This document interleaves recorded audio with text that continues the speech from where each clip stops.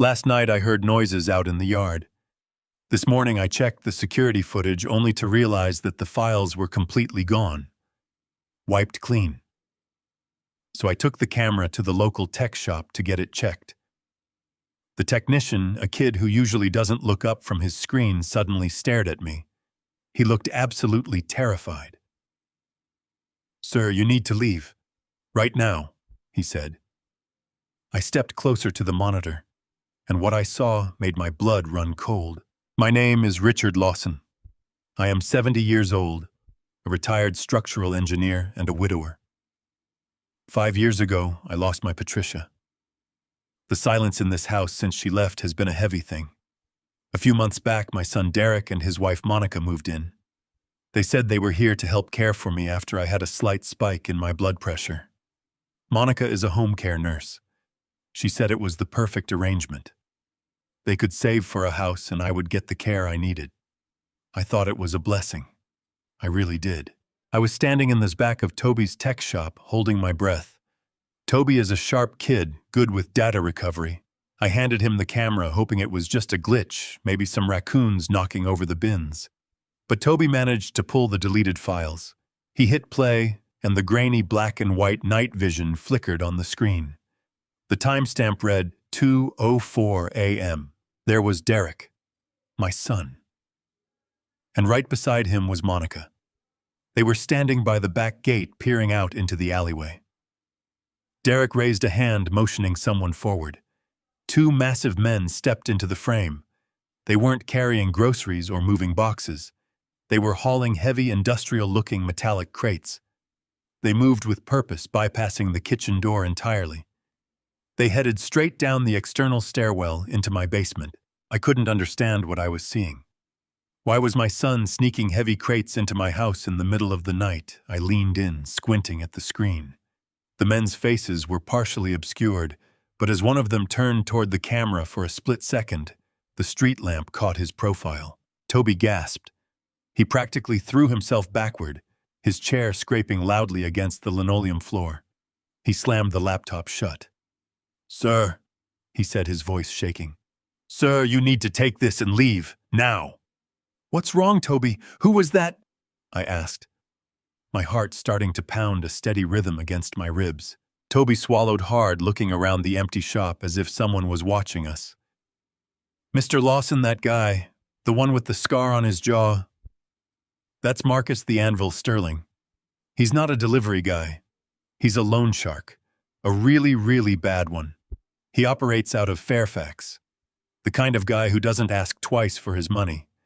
People end up in the hospital or worse when they owe him." The room spun. My son Derek was bringing a violent criminal into my home. Into the house Patricia and I had built, Toby shoved the camera into my hands. "Don't tell anyone you were here, please. I don't want any trouble." I walked out of that shop in a daze. The drive back to my house in Fairfax County felt like a blur. My mind was racing, trying to make sense of the impossible. Derek had a good job in finance. At least that's what he told me.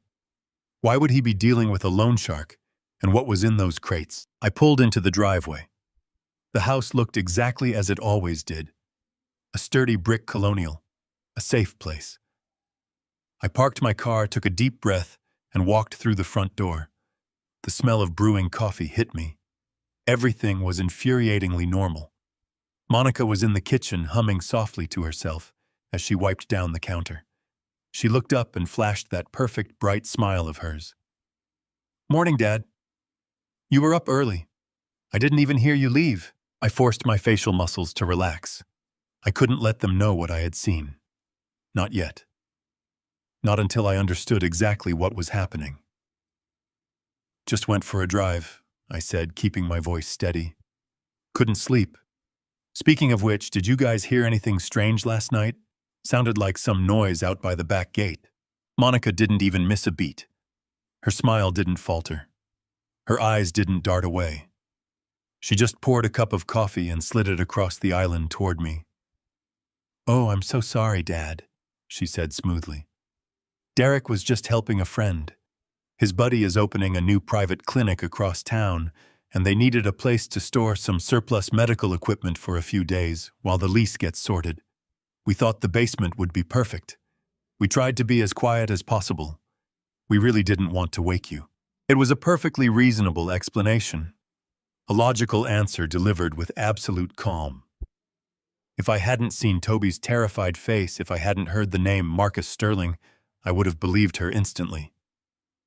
Medical equipment, I repeated slowly, taking a sip of the coffee. Yes, she said, pulling a small plastic pill organizer from the cabinet.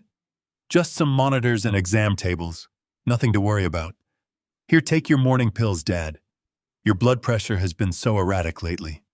You need to stay on top of your medication. She handed me 3 small white pills and a glass of water.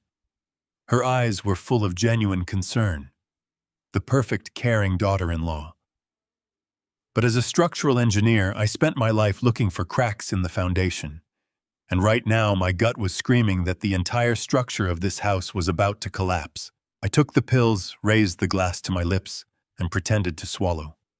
As soon as she turned around to check the stove, I slipped the pills into my palm and slid them into my pocket.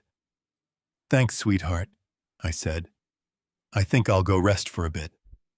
I walked upstairs, the weight of those tiny pills heavy in my pocket, knowing that the real nightmare was only just beginning. Once inside my bedroom, I quietly pushed the brass lock into place. My hands were trembling, but not from the phantom age-related weakness they had convinced me was my new reality. It was pure, unadulterated adrenaline. I walked over to the mahogany desk by the window, the same desk where I had drafted hundreds of blueprints over my 40-year career, and carefully unrolled the damp napkin. There they were, 3 small, chalky white pills. I turned on my reading lamp and pulled my reading glasses from my breast pocket. For the past 3 months, Monica had been handing me my daily medication in a little plastic cup. She was a registered home care nurse, and I was a grieving widower with a slight spike in blood pressure.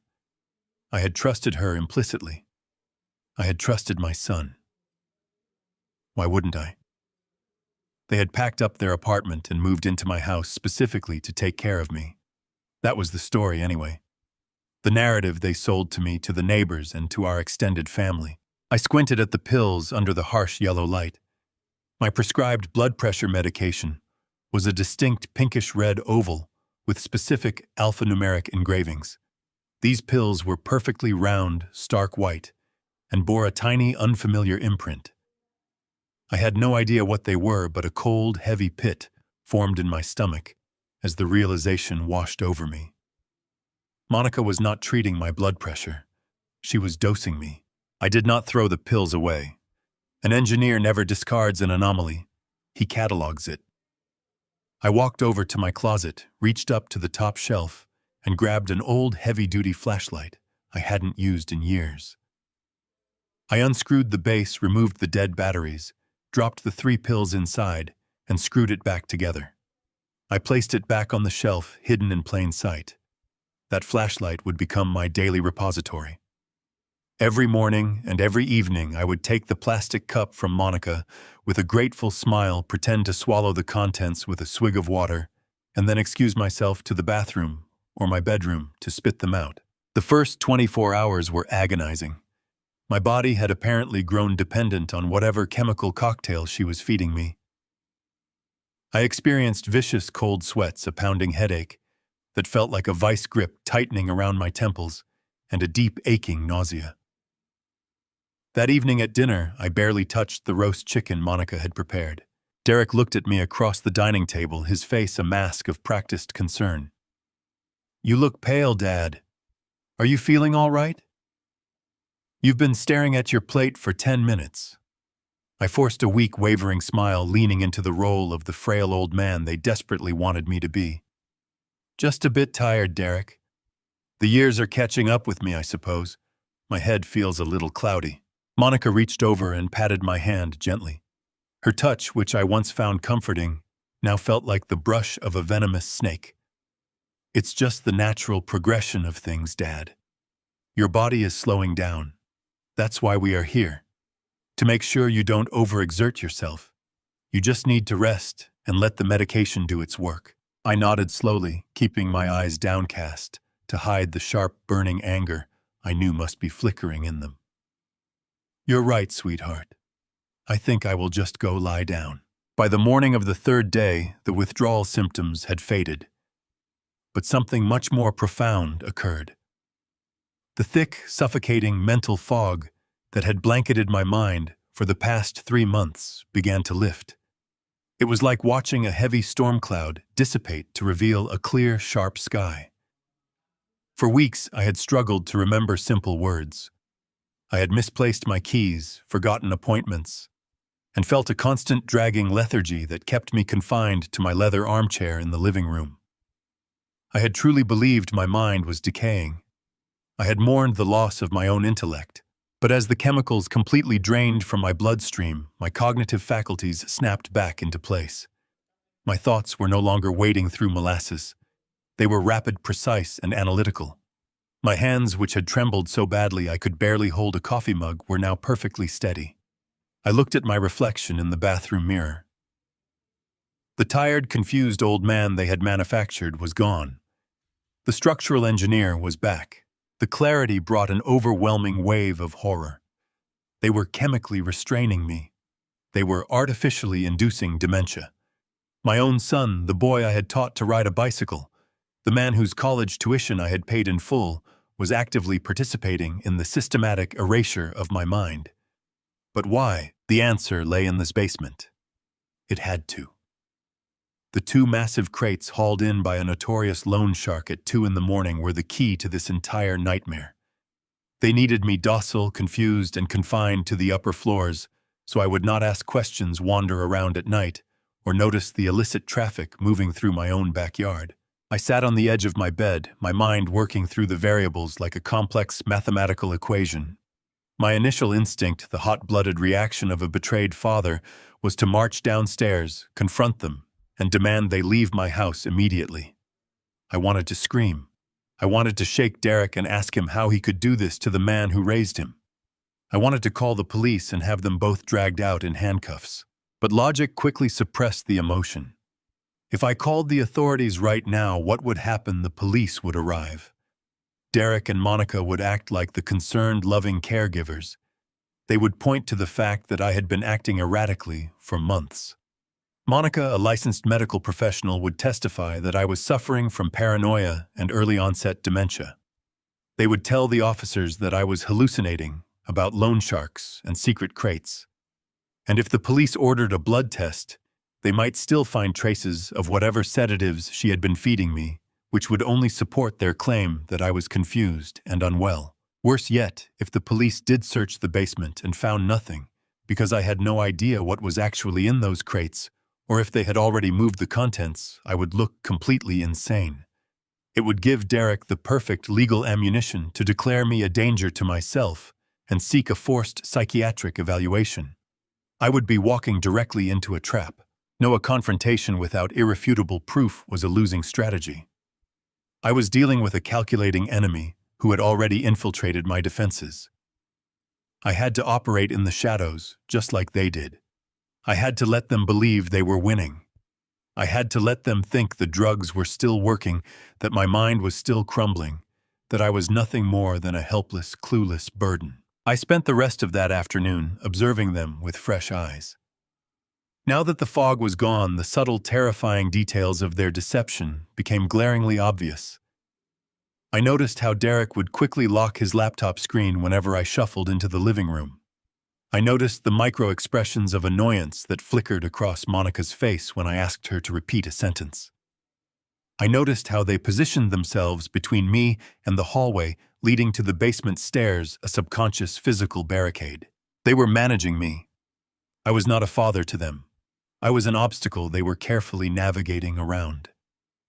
That evening, I sat in my armchair holding a newspaper upside down, letting my eyes glaze over. Derek walked past me, a stack of manila folders under his arm. He didn't even look at me. He just kept walking toward the basement door. I listened intently. I heard the sharp electronic beep of a keypad. My brow furrowed. There had never been an electronic lock on the basement door. It was a standard brass deadbolt. When did they change the lock? And why? I waited until I heard the heavy thud of the door closing behind him. I slowly folded the newspaper, placed it on the coffee table, and stood up. The stiffness in my joints was gone, replaced by a quiet, simmering energy. The lie they had spun was perfectly constructed, a seamless web of fake compassion and medical manipulation. But they had made one fatal error. They had forgotten who built this house.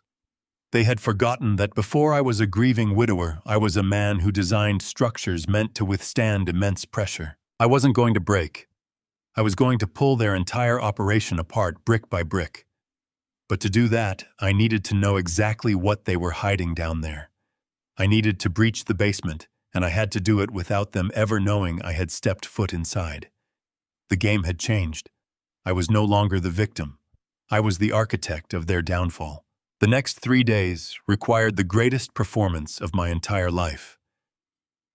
I woke up each morning, shuffled into the kitchen, with a practiced stoop in my shoulders, and greeted my son and his wife with the vacant, docile smile they had come to expect. Monica would hand me the little plastic cup containing the 3 white pills. I would thank her, place them on my tongue, take a generous swallow of orange juice, and walk back to the master bathroom. There, I would spit the damp pills into a tissue, flush the toilet for sound cover, and deposit the toxic evidence into the hidden flashlight on my closet shelf. The physical toll of the sudden withdrawal was grueling, but I endured it in silence. On the first day, my hands shook with a violent, uncontrollable tremor that I barely had to fake during dinner. My skin felt clammy and a persistent dull ache throbbed behind my eyes. Derek noticed my lack of appetite, commenting with feigned sympathy that I looked like I was deteriorating. Monica simply patted my shoulder, her voice dripping with artificial sweetness, assuring him that my body was just adjusting to the natural decline of old age. I nodded, playing the part of the fading patriarch, while a fierce, cold determination solidified in my chest. By the second day, the nausea began to recede, replaced by an intense, ravenous hunger that I had to suppress whenever they were in the room.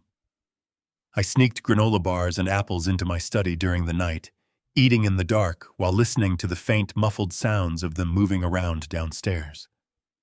I was surviving in the shadows of my home. Came the morning of the 3rd day.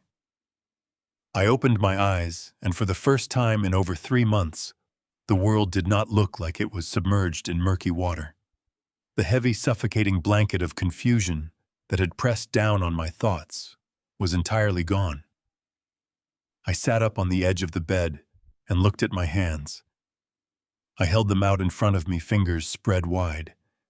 They were perfectly still, not a single tremor, not a hint of weakness. I closed my eyes and began to run through mental exercises I used to perform during my engineering days. I calculated the weight distribution of steel beams. I recited the square roots of complex numbers. I visualized the exact blueprints of my home, tracing every electrical wire and plumbing pipe from the attic down to the foundation. My mind was not just functional. It was incredibly sharp, firing on all cylinders, processing information with a speed and precision that made my pulse race with triumphant validation. I was not suffering from any early dementia. I was not succumbing to the ravages of time. The terrifying memory lapses, the inability to recall simple words, the profound exhaustion that kept me chained to my armchair. None of it was real. It was all a chemically manufactured illusion. The realization hit me with the force of a physical blow. Monica was a registered nurse.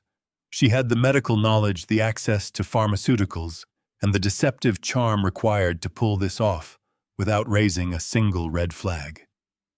She had been systematically poisoning me, calibrating the dosage perfectly to keep me compliant, confused, and entirely dependent on them. They had hijacked my autonomy, turning my own body into a biological prison. I thought about the sheer malice required to watch a father slowly lose his mind, knowing you were the one pouring the poison into his cup every single morning. Derek, my own flesh and blood, had sat across from me at the dinner table, watching my hands shake, watching me struggle to articulate a sentence, and he had smiled. He had played the role of the devoted, worried son for the neighbors, while actively facilitating my cognitive destruction. I walked over to the window and looked out at the manicured lawn. I was a hostage in the sanctuary I had built with my late wife. Every locked door, every changed password, every canceled credit card. It was a meticulously designed cage. They had severed my connections to the outside world, ensuring that if I ever tried to cry for help, I would be dismissed as a tragic, delusional old man, suffering from a deteriorating mind. The sheer brilliance of their cruelty was terrifying. They did not need to use physical force to subdue me. They simply altered my chemistry, making me a prisoner, trapped inside a failing brain, unable to trust my own memories or perceptions. But they had miscalculated. They assumed that my silence was a symptom of their success. They did not realize that beneath the frail exterior, they had forced upon me the architect of this house was wide awake and actively assessing structural weaknesses. My clarity brought a dangerous, burning focus. I knew I could not simply confront them.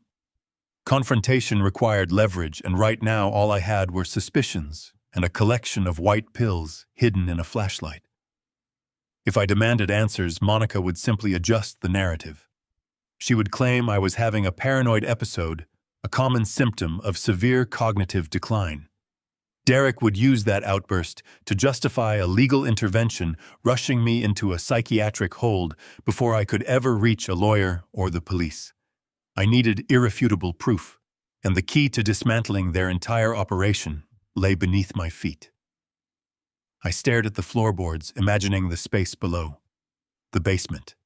That was the epicenter of their secret. The two muscular men, the notorious loan shark, the heavy metallic crates hauled in through the back gate under the cover of darkness. Whatever they were hiding down there was the reason for my chemical imprisonment. They needed me sedated and oblivious so they could use my property as a staging ground for something highly illegal. I had to know what was in those crates. I had to breach the basement. But the old brass deadbolt had been replaced with a complex biometric keypad lock. I had casually tested the handle the day before, finding it unyielding and cold. I could not simply wander downstairs anymore. I needed to bypass their security, infiltrate my own home, and document the truth without leaving a single trace. I needed a plan that utilized the one advantage I possessed. I knew the bones of this house better than anyone on earth. I closed the blinds and stepped into my bedroom. The silence of the house pressed against the walls, but I no longer felt trapped by it. I felt empowered. Every creak of the floorboards, every hidden space, every ventilation shaft was a pathway only I completely understood. They had locked the front door, but they had absolutely no idea about the structural secrets hidden behind the drywall. I was going to construct a countermeasure so precise and so devastating that they would never see it coming. My name is Richard Thomas Lawson. They wanted an old, helpless victim, but what they were about to get was a master engineer ready for a total war right now. The opportunity arrived the next morning. Monica announced at breakfast they needed to do a grocery run. She handed me my plastic cup of pills with her usual sweet smile. I executed my routine flawlessly. I placed the tablets on my tongue, took a gulp of water, and smiled back. As soon as I heard Derek's car pull into the street, I went straight to the bathroom, spat the pills into a tissue, and deposited them into the hollow flashlight. My mind was clear now. The chemical fog was a distant memory. I walked downstairs, my footsteps silent on the hardwood floors. I headed straight for the hallway that led to the basement stairs. The door was tucked away near the laundry room, usually secured by a simple brass deadbolt. I had installed that deadbolt myself 30 years ago. I reached out to grab the handle, but my hand stopped in midair. The brass deadbolt was gone. In its place sat a sleek biometric keypad. A small red light pulsed rhythmically at the top. I leaned in, inspecting the installation. It was a high-end commercial model, the kind of hardware you expect to see on a bank vault, not on a residential basement door. Derek had meticulously removed my old lock, filled the strike plate, and mounted a fortress-level security device inside my home. As an engineer, I appreciated the flawless installation, but as a father, I felt a fresh wave of nausea.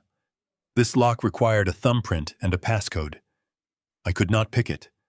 I could not pry it open without triggering an internal alarm or leaving massive damage on the doorframe. They had sealed off the entire lower level. Whatever was inside those heavy crates was completely inaccessible to me. I stared at the flashing red light. They were arrogant but careful. If I tampered with this door, they would know instantly. I needed another angle. I retreated to the kitchen. My heart was beating a steady rhythm. If they were this careful about the basement, they had to be hiding other things in plain sight. People who lie constantly always make mistakes. They get comfortable. They get sloppy. I started opening drawers, sifting through the mail pile on the counter, checking the inside of the pantry. Everything seemed perfectly normal. Bills, catalogs, a few grocery receipts. I moved to the tall stainless steel trash can near the refrigerator. I pressed the foot pedal and the lid popped open. On top lay the usual debris: coffee grounds, eggshells, empty wrappers. But my eyes caught a glimpse of thick, glossy paper shoved deep down along the side of the bin, partially obscured by a damp paper towel. I reached down and pulled it out. It was a trifold brochure. The edges were charred and blackened, as if someone had tried to burn it over the stove but gave up halfway through. I brushed off the coffee grounds and unfolded the thick paper. The glossy images showed elderly people sitting in stark, sterile rooms. The bold blue letters across the top read, "Shady Pines Behavioral Health and Memory Care." My eyes scanned the text. This was not an assisted living facility. This was an out-of-state maximum security psychiatric lockdown center. The brochure boasted about their secure dementia wards, chemical management protocols, and fully restricted visitation wings. It was a prison designed for people whose minds had shattered. People who needed to be locked away from the rest of the world. My hands began to tremble from a terrifying surge of pure adrenaline. I flipped the brochure over. Stapled to the back page was a small yellow sticky note. The handwriting was sharp, hurried, and unmistakably Derek's. I stared at the dark blue ink, reading the words over and over again, until they burned into my retinas. The note read, "POA is finalized. The old man signs on Friday." I stopped breathing. The air in the kitchen suddenly felt too thick to pull into my lungs. POA. Power of attorney. They were not just hiding something illegal down in my basement. They were actively orchestrating a legal coup to steal my entire life. A medical and financial power of attorney would give Derek absolute control over everything I owned: my bank accounts, my pension, my medical decisions, and this house. He would have the legal authority to sign away my freedom. I stood perfectly still, piecing their horrifying puzzle together with cold, mechanical precision. The heavy sedatives Monica had been slipping into my morning routine were never about treating my blood pressure. They were designed to artificially induce severe cognitive decline. They needed me stumbling, slurring my words, and dropping plates to act like a man suffering from rapid-onset dementia. They were creating a documented pattern of mental incompetence. On Friday, Monica would double my dosage. I would be completely incapacitated, staring blankly at a piece of paper I could not comprehend. Derek would put a pen in my hand, guide my fingers, and have me sign away my rights. Once that ink dried, I would cease to exist. I would be shipped off to that maximum security psychiatric facility 2 states away. I would be locked in a sterile room, heavily medicated, cut off from the world. No one would question it. The neighbors had been told I was losing my mind.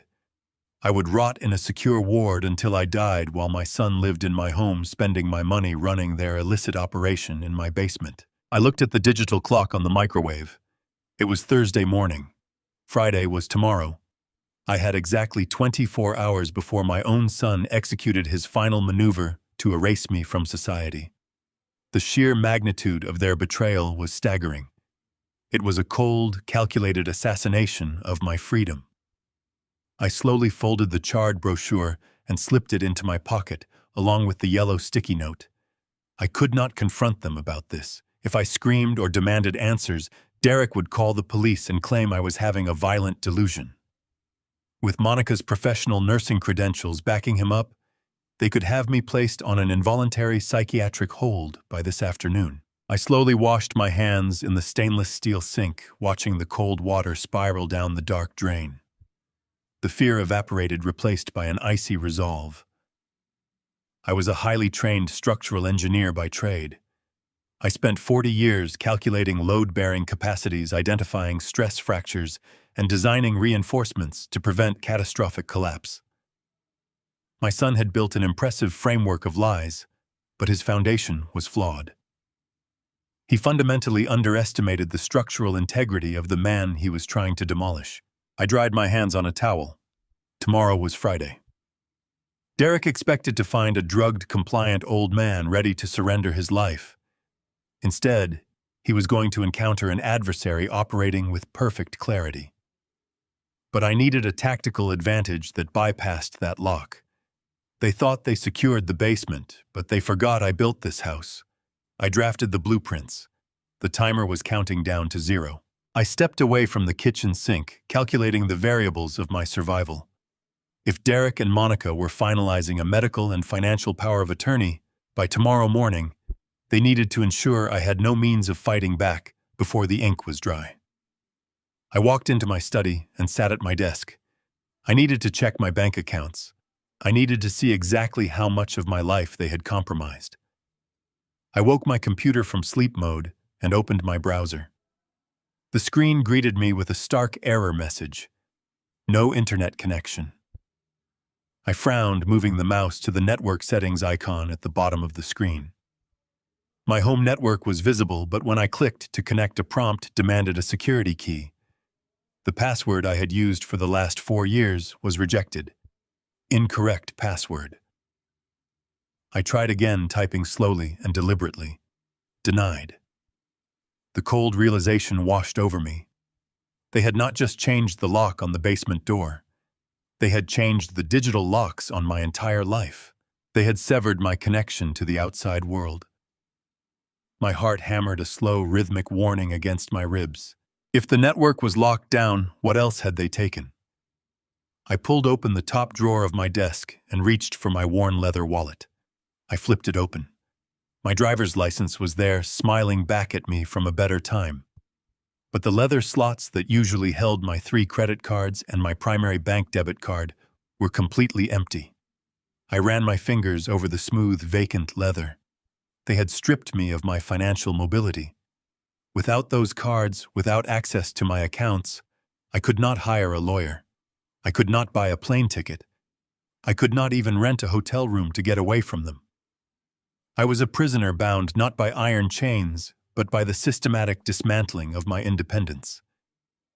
The sound of the heavy front door opening echoed through the hallway. Derek was home.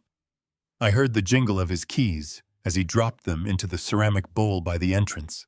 I closed my wallet, left it on the desk, and took a deep, steadying breath. I needed to act.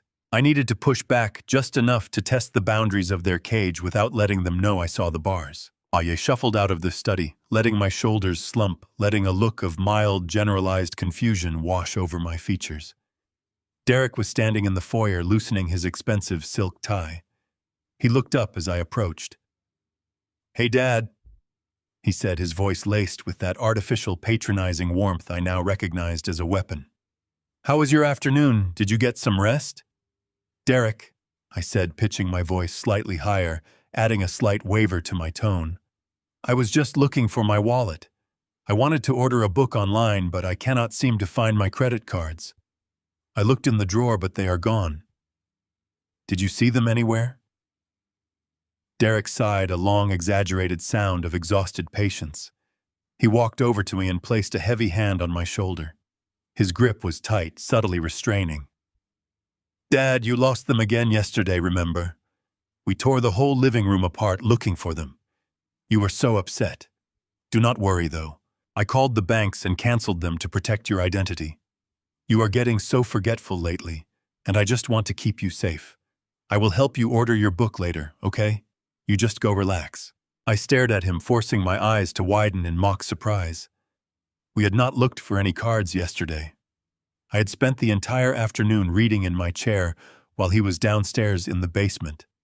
He was lying straight to my face, building a false history to overwrite my reality. I lost them, I murmured, rubbing my forehead as if trying to soothe an aching brain. I do not remember that. Are you sure? I am sure, Dad, Derek said, his tone dripping with fake pity. He offered a tight, sympathetic smile. It is just the natural progression of things. Let me handle the stress. You go sit down.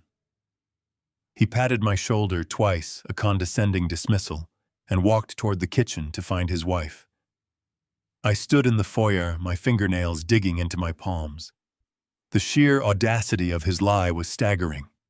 He was gaslighting me with the practiced ease of a seasoned predator. He was not just stealing my money. He was stealing my sanity, convincing me that my own mind was a traitor. I swallowed the burning bile in my throat and turned away. I could not let the anger show.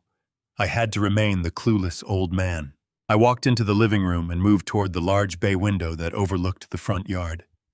The late afternoon sun cast long, dark shadows across the manicured grass. I parted the heavy curtains just a fraction, peering outside.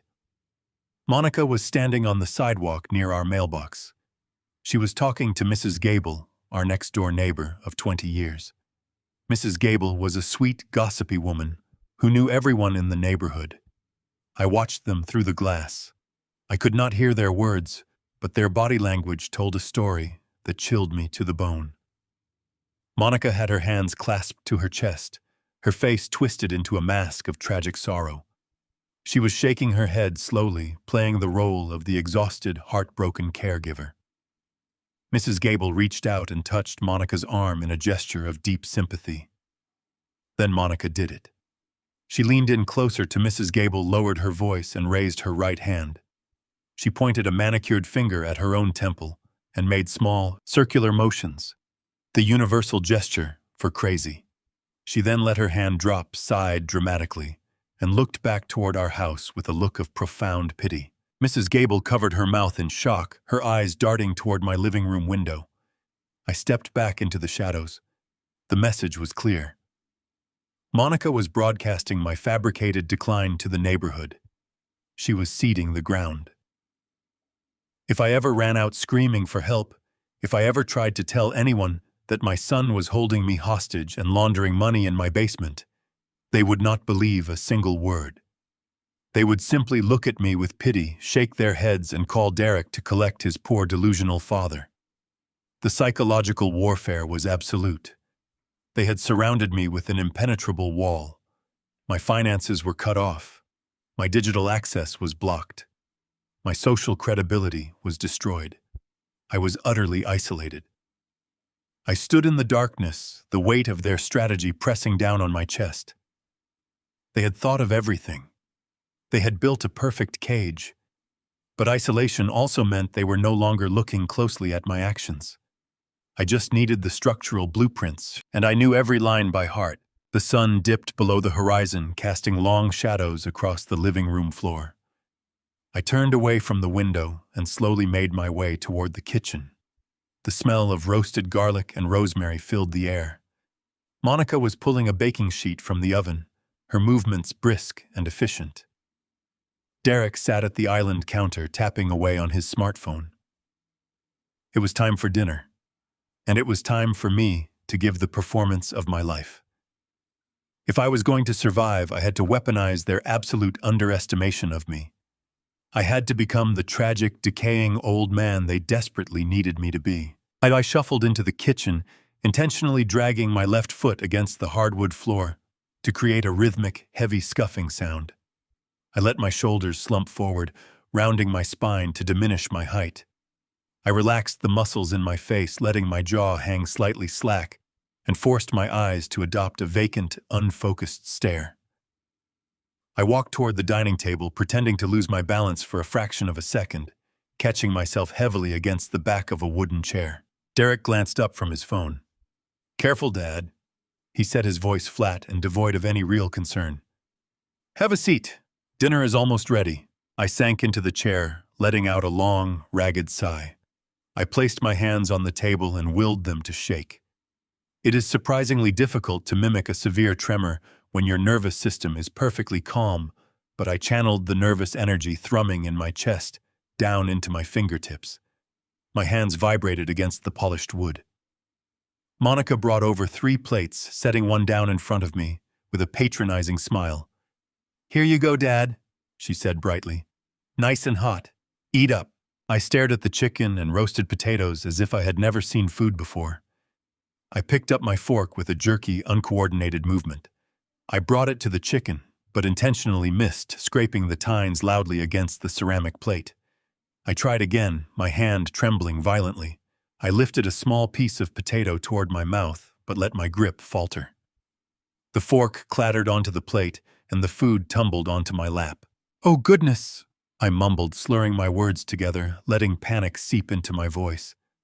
"I am sorry. I cannot seem to—" I reached down to brush the food off my trousers, knocking over my glass of water in the process.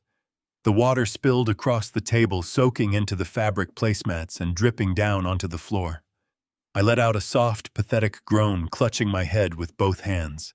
I squeezed my eyes shut, rocking back and forth in the chair. "I do not know what is happening," I whimpered. "My head is so fuzzy. I cannot remember how to do this." I waited for the soothing, fake reassurance. I waited for Monica to pat my arm and tell me it was going to be all right. But it did not come. Instead, the kitchen went completely silent. I kept my face buried in my hands, but I peeked through the gaps in my fingers. Derek was staring at me. There was no pity in his eyes. There was no sadness for a father losing his dignity. There was only a cold, clinical satisfaction. He looked at the spilled water, then up at his wife. Monica was standing by the stove holding a dish towel. The sweet, caring nurse persona had completely vanished. Her face was hard, her lips pressed into a thin, cruel line. She looked at me with an expression of pure, unfiltered disgust. It was the look you might give a dying insect on your kitchen floor. She tossed the dish towel onto the counter with a sharp, dismissive flick of her wrist. "Just leave it," Derek said quietly, not moving a muscle to help me clean the mess. "He is completely out of it today." Monica walked over to the table and leaned down next to Derek. She did not bother to lower her voice to a whisper. She spoke in a hushed, casual tone, entirely confident that the pathetic old man, sitting 3 feet away, could not comprehend a single word. "The dosage is perfect," Monica murmured, her eyes fixed on my trembling form. "He is a vegetable. I bumped it up this morning. He will not even know what hit him by Friday."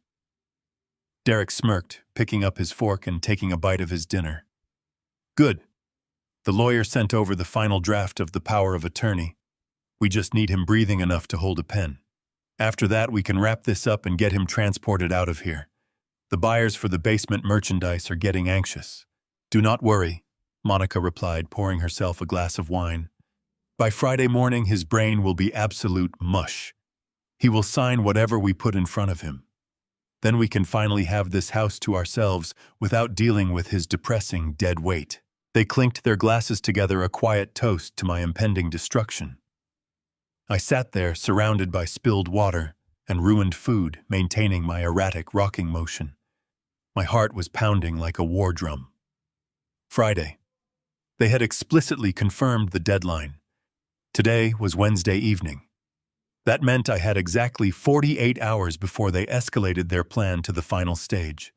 I closed my eyes and let out another low, confused moan, purely for their benefit. Internally, my mind was racing through a complex web of logistics. 48 hours was a desperately narrow window. I needed to execute a counteroffensive that would not only expose their criminal enterprise but also completely dismantle their legal trap. If I acted too soon, they would use the forged medical records and my supposed cognitive decline to lock me away. If I acted too late, I would be heavily sedated, legally stripped of my assets, and banished to a secure psychiatric facility while they sold my home to a violent loan shark. I had to gather irrefutable evidence of the contraband in the basement. I had to secure my financial assets. I had to contact my lawyer and assemble the authorities. And I had to do all of it while remaining trapped inside a house with two predators who were watching my every move. I stopped rocking and slowly lifted my head. I looked at Derek with a vacant, watery gaze. "I think I need to lie down," I whispered, letting my voice trail off into a weak rasp. "I am so tired." Derek did not even look up from his plate. "Go ahead, Dad. Monica will clean up the mess. You just get some sleep."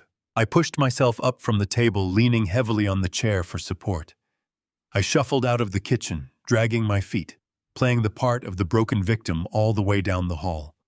But as soon as I stepped into the shadows of my bedroom and closed the door behind me, the frail facade vanished. I stood up straight, my spine rigid, my breathing calm and controlled. The disgust in Monica's eyes, the cold indifference in my son's voice, it had extinguished any lingering trace of paternal hesitation. They had declared war on my life. They had turned my sanctuary into a slaughterhouse. I walked over to the closet and retrieved the hidden flashlight.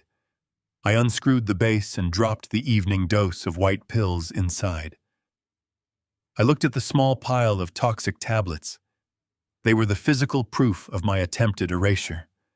I screwed the flashlight back together and placed it on the shelf. I had 48 hours. 48 hours to build a trap of my own. I was going to let them walk right into it. When the steel doors slammed shut behind them, they would finally understand the devastating consequence of underestimating an engineer. The clock was ticking. Every second was a precious commodity. I walked over to the window and looked out at the dark street. The neighborhood was quiet, unaware of the treacherous battlefield my home had become. I took a deep breath. I was truly ready. The digital clock on my bedside table flipped to exactly 3 a.m. I had been lying perfectly still for hours, listening to the rhythmic breathing of the house, waiting for the absolute silence that signaled Derek and Monica were in a deep sleep. I slipped out from under the heavy down comforter, leaving the mattress undisturbed, so the springs would not creak. I dressed quickly in the dark, pulling on a pair of dark wool slacks and a heavy navy sweater. I moved with the practiced, silent grace of a man who knew every millimeter, every settling joint, and every squeaky floorboard of his own home. I bypassed the treacherous hallway rug and slipped out the back door, leaving the latch unlocked. The cool night air hit my face sharp, clean, and invigorating. I crossed the sprawling backyard, keeping my silhouette pressed against the deep shadows cast by the large elm trees, until I reached my old detached workshop at the edge of the property line. Derek had deemed this workshop a rusted, useless relic months ago and never bothered to step foot inside. He should have.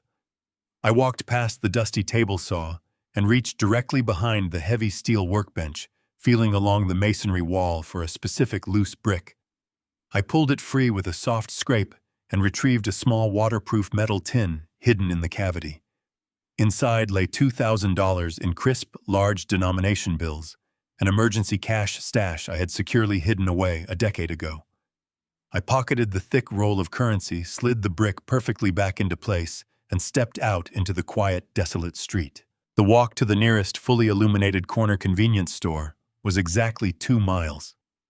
Just a few days ago, before the chemical fog had lifted from my brain, a simple walk down the driveway to the mailbox would have left me gasping for air, clutching my chest in manufactured exhaustion. Tonight my stride was long, powerful, and remarkably purposeful. The physical exertion felt absolutely magnificent. It was a tangible, undeniable confirmation that my body belonged to me again, that the poison had completely left my system. I moved briskly down the empty concrete sidewalks, bathed in the sickly orange glow of the flickering streetlights. A solitary stray dog watched me intensely from across the street, but otherwise the suburban landscape was entirely abandoned. After 40 minutes of rapid walking, the bright, garish neon sign of the convenience store cut through the darkness ahead like a beacon. The electronic bell above the glass door chimed loudly as I walked inside, the sound echoing in the sterile space. The teenage clerk behind the counter barely looked up from his magazine, his eyes glazed with late-night boredom. I walked straight to the small electronics display in the back corner, grabbed a cheap prepaid cellular phone, and selected 2 high-capacity activation cards. I approached the register and placed the plastic items on the scratched counter, smoothing out 3 crisp, large denomination bills from my pocket. The clerk processed the transaction with a massive drawn-out yawn, sliding the plastic bag toward me without a single word. I did not wait to return to the treacherous confines of my home. I stood in the harsh, buzzing fluorescent light of the store parking lot, ripped open the stubborn packaging, inserted the small battery, and immediately dialed the automated activation code. Within 3 tense minutes, the screen illuminated. I finally had a secure, untraceable line of communication to the outside world. I dialed a specific number I had memorized over 30 years ago. Warren Mitchell was my absolute oldest friend, and more importantly, the most ruthless, terrifying corporate litigator in the entire city. If Derek mistakenly thought he was a cunning, brilliant strategist, he had clearly never crossed paths with a legal shark like Warren. The line rang 4 agonizing times before a gruff, sleep-heavy voice finally answered. I did not bother with any polite pleasantries or standard apologies for calling at such an unreasonable hour. I simply spoke his name, my voice remarkably low, incredibly rapid, and undeniably commanding. I told him it was Richard, and I told him to wake up immediately and listen very carefully to every single word I was about to say. I heard the sudden rustle of heavy sheets and the solid, heavy thud of his bare feet hitting the hardwood floor. Warren was instantly dangerously alert. I laid out the entire horrific situation in precise, chronological, and analytical order. I told him about the daily chemical restraints, the brilliantly forged cognitive decline, the biometric security lock on my basement door, and the charred brochure for the psychiatric lockdown facility. Finally, I told him about the handwritten yellow sticky note explicitly mentioning the power of attorney. Warren did not interrupt me once. He absorbed the shocking information with the cold, calculating silence of an apex predator actively assessing a complex, active battlefield. When I completely finished my explanation, he let out an incredibly long, heavy breath, his voice instantly shedding any lingering trace of sleep. He told me with terrifying calm that he was going to tear Derek apart piece by piece, but he needed an absolute, unrestricted mandate to operate. I gave it to him immediately without hesitation. I instructed Warren to launch an immediate, highly covert investigation into my entire financial portfolio. I needed to know exactly which bank accounts Derek had illicitly accessed, what specific funds had been aggressively moved, and the exact legal parameters of the specific power of attorney document he was aggressively planning to execute on Friday morning. Warren quickly agreed, stating confidently that he would have his absolute best forensic accountants dissecting my assets by the time the sun came up. However, his professional tone abruptly shifted, becoming incredibly grave and urgently cautious. He explicitly warned me that if Derek had already filed preliminary medical documentation officially claiming I was severely cognitively incapacitated, my current legal standing was virtually non-existent. Warren meticulously explained that if I foolishly raised an alarm right now, or if I angrily confronted Derek without a completely bulletproof legal injunction already in place, Derek could seamlessly and legally invoke an emergency medical authority. He could effortlessly have me forcibly committed to a locked psychiatric ward by sunrise, permanently rendering any subsequent claims I made as the tragic paranoid ramblings of a deeply sick dementia patient. Warren forcefully stressed that I absolutely had to remain entirely, convincingly passive. I had to quietly go back to the house, completely swallow my burning pride, and continue flawlessly playing the role of the drooling, oblivious, and compliant victim. I had to enthusiastically let Derek fully believe he was in absolute, unquestioned control of the entire situation until our hidden trap finally snapped shut around his neck. I agreed, gripping the plastic phone tightly in my sweating hand. I ended the short call, the electronic dial tone buzzing sharply in the quiet, freezing night. I turned around and began the incredibly long 2-mile walk back to my heavily guarded residential prison, perfectly ready to play the pathetic, tragic fool for exactly one last day. The freezing wind whipped across my face as I retraced my steps through the desolate suburban streets. My muscles ached with a deep, unfamiliar fatigue, but I forced my legs to maintain a steady rhythm. I navigated the final stretch of my neighborhood, clinging to the deep shadows of the oak trees, terrified that a motion sensor light would expose my excursion. I slipped through the unlocked back door, the familiar scent of lemon polish and stale betrayal greeting me in the dark kitchen. I moved with agonizing slowness, testing every floorboard before shifting my weight until I finally reached the sanctuary of my bedroom. I shed the heavy wool sweater and dark slacks, hiding them at the bottom of my laundry hamper, and crawled back under the comforter.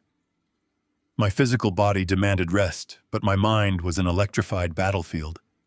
I stared at the ceiling, watching the faint gray light of dawn creep across the plaster, waiting for the small plastic device hidden under my mattress to vibrate. I had to remain completely passive. I had to let them think they were winning.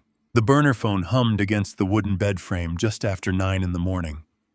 I had already completed my morning routine, shuffling through the kitchen, swallowing the toxic pills and spitting them into my hidden flashlight. Derek and Monica were downstairs, cheerfully discussing a new landscaping project for the backyard, as if they owned the property. I locked the bedroom door, retrieved the cheap plastic phone, and pressed it tightly against my ear. Warren did not bother with a greeting. His voice was a harsh, gravelly whisper, entirely devoid of his usual courtroom bluster. He sounded genuinely shaken, a terrifying tone from a man who spent his career dismantling corporate empires. He told me to sit down. I ignored him, pacing the length of my carpeted floor, demanding the unvarnished truth. What Warren delivered was a sequence of devastating facts that shattered the foundation of my reality. The medical and financial power of attorney was not just a future threat. It was already a legally binding reality. Warren explained that Derek had not waited for Friday to secure my signature. He had completely bypassed me.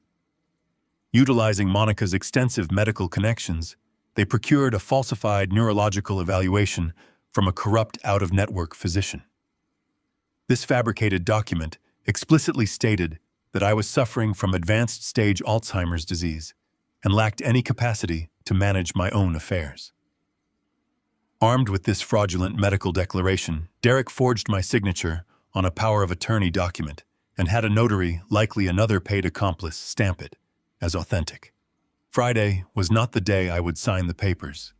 Friday was the day the finalized legal transfer officially cleared the county courts, stripping me of my autonomy. They had legally assassinated me on paper, but the theft of my identity was merely the prologue to a much larger catastrophic financial crime. Warren paused, taking a long, ragged breath before delivering the final blow. Derek weaponized his newly acquired legal authority to leverage the one asset I had spent my entire adult life protecting. He had taken out a massive home equity line of credit against my property. My beautiful custom-built, completely mortgage-free mansion, the home I designed with my own hands and paid off 20 years ago, was now severely encumbered. Warren read the numbers with cold, surgical precision. The bank had approved a loan for exactly $2 million. My son had mortgaged the physical manifestation of my life's work to steal a fortune. The sheer audacity of the crime left me paralyzed. I leaned against the heavy oak dresser, my breathing shallow and erratic, as the scale of Derek's betrayal washed over me. He had not just stolen my money. He had stolen the roof over my head. I asked Warren where the $2 million had gone, desperately hoping we could freeze the accounts. Warren's answer extinguished that fragile hope instantly. The money had not sat in a domestic account for more than 10 minutes.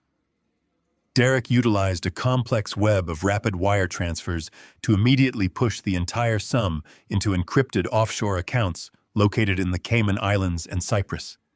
The money was completely gone, swallowed by a digital black hole. But why did an average corporate manager need $2 million in untraceable cash? Warren deployed a private investigator to dig into Derek's recent activities, and the truth was terrifying. Derek had developed a severe catastrophic gambling addiction. He had accumulated massive debts playing in illegal underground poker games. He did not owe money to a bank. He owed money to a brutal, violent, local organized crime syndicate. The heavy metallic crates sitting in my basement were not filled with stolen merchandise or illegal narcotics. Warren's investigator had identified the men who delivered them. They were enforcers for the loan shark. The crates contained sophisticated high-end counterfeit printing plates and massive bundles of illicit currency waiting to be washed. Derek had literally leased out my secure suburban basement to a violent criminal enterprise as a safe house and collateral vault. The $2 million loan was a panicked payment to keep them from breaking his legs, but it was not enough to clear the total debt. My house was the final collateral. If Derek defaulted on the remaining balance, or if he tried to run, the criminals would seize the property. They would take the house, and they would not care if an old, demented man was still living inside it. The out-of-state psychiatric lockdown facility was not just a cruel punishment. It was a mandatory clearing tactic. Derek had to physically remove me from the premises by Friday so he could hand the keys over to a violent crime syndicate. I stood in the center of my bedroom, surrounded by the physical artifacts of a life that no longer belonged to me. The intricate woodwork, the antique furnishings, the framed photographs of a smiling family that never truly existed. It was all a hollow, fragile facade, hiding a dark, rotting core of deception and immense danger. My son had sold me out to save his own skin, turning my sanctuary into a criminal stronghold. Warren wanted to send private security to extract me immediately. I firmly refused. If I fled the property, I would instantly become a fugitive from my own legally documented medical condition. Derek would notify the authorities that his severely demented father wandered off, triggering a massive public search.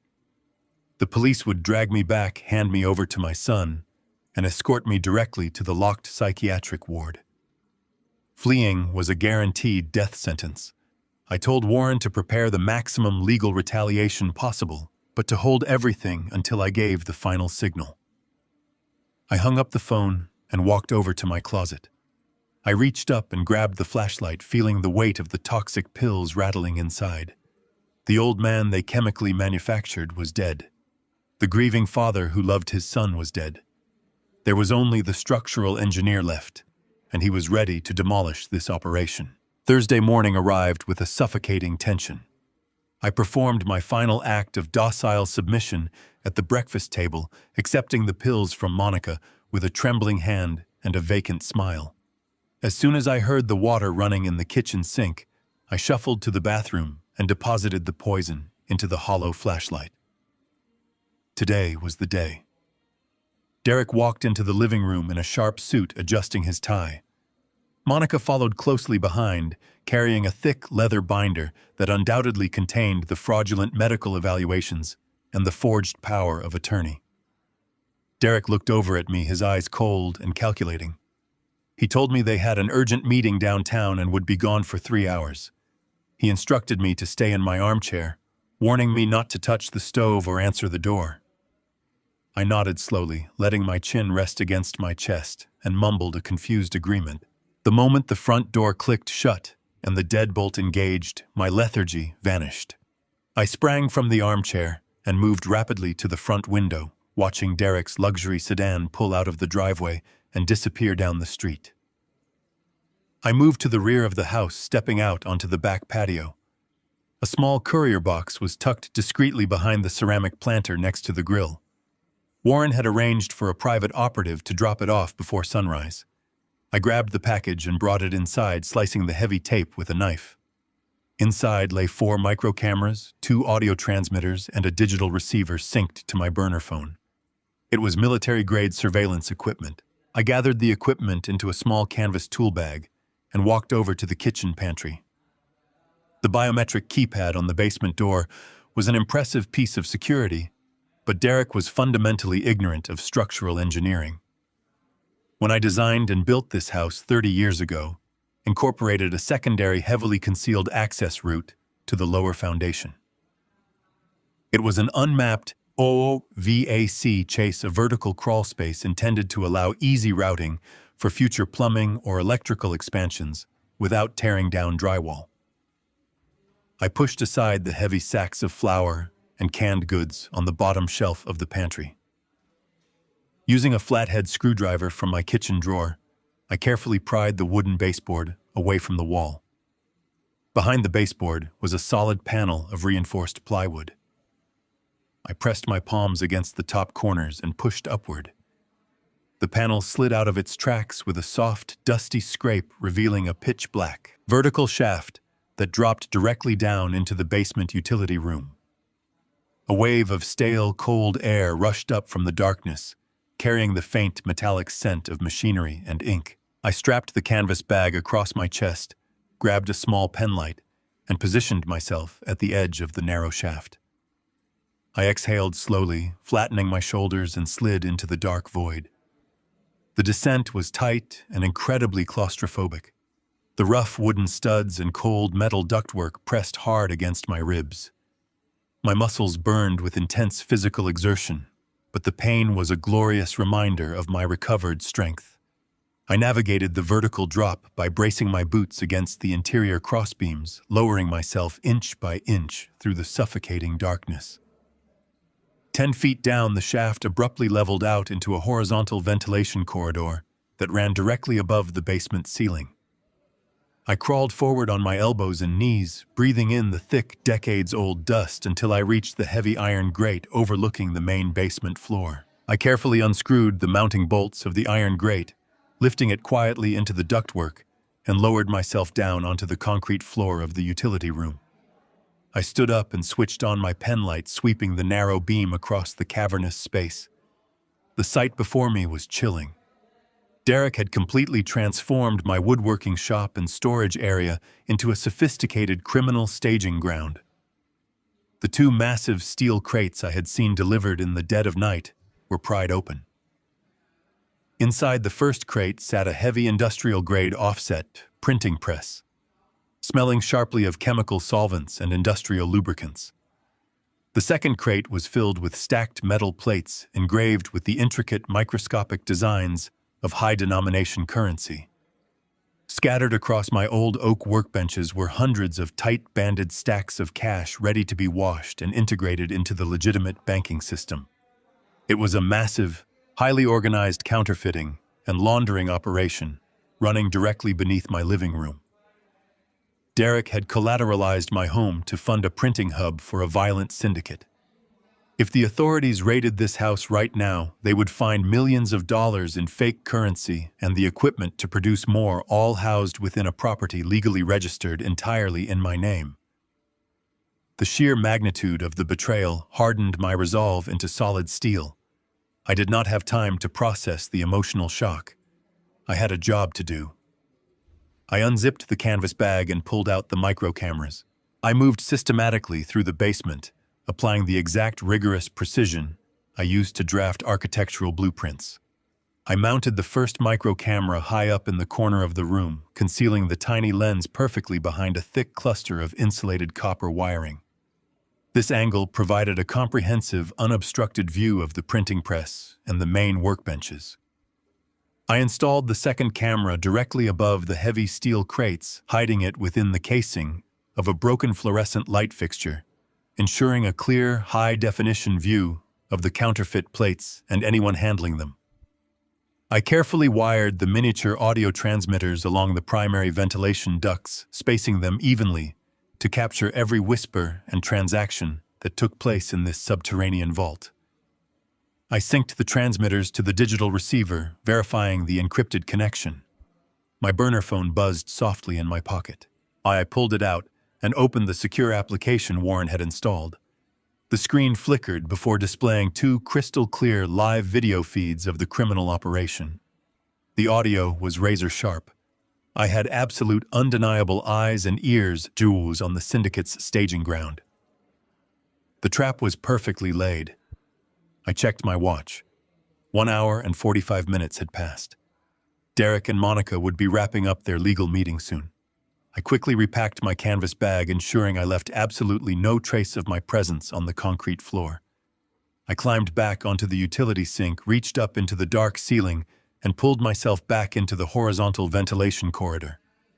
I replaced the iron grate securing the bolts and began the vertical climb back up the hidden HVAC shaft. My arms screamed in protest and my lungs burned, but adrenaline fueled my desperate ascent. I emerged through the pantry wall, sliding the heavy plywood panel back into its tracks and securely snapping the wooden baseboard into place. I carefully brushed the thick dust from my dark clothes, washed my hands thoroughly in the kitchen sink, and returned to my armchair in the living room. I finally had the basement. I sat in the worn leather armchair, my breathing finally slowing, as the adrenaline of my initial descent began to fade. I stared at the burner phone resting in my lap. The dual camera feeds displayed the basement with crystal clarity, but as my eyes scanned the digital perimeter, a cold realization struck me. Tucked away in the far back corner, completely hidden beneath a heavy canvas tarp, and just out of the primary camera angle sat a third metallic crate. Unlike the open containers holding the counterfeit press, this crate was sealed tight with thick steel bands and a heavy industrial padlock. My new digital eyes could not see inside it. The authorities would need absolute, irrefutable physical proof of every single item housed in that room. I glanced at the grandfather clock, ticking against the living room wall. Derek and Monica were not scheduled to return from their lawyer for another 40 minutes. I had to go back down. My muscles protested violently as I pushed myself up from the comfortable chair. I walked back into the kitchen, slid the heavy reinforced plywood panel open again, and plunged myself into the suffocating darkness of the hidden HVAC crawlspace. The journey down felt infinitely more punishing the second time. The rough wooden studs scraped against my shoulders, and the cold metal ductwork chilled my sweating skin. I navigated the vertical drop with grim determination, lowering my body inch by inch until I reached the horizontal ventilation corridor. I crawled forward on my bruised elbows, lifted the heavy iron grate, and dropped silently onto the cold concrete floor of the basement. I moved quickly past the counterfeit printing press, heading straight for the shadowy corner where the third crate rested. I pulled the heavy canvas tarp away, exposing the thick steel bands. I reached into my canvas tool bag and pulled out a small flat titanium pry bar and a pair of heavy wire snips.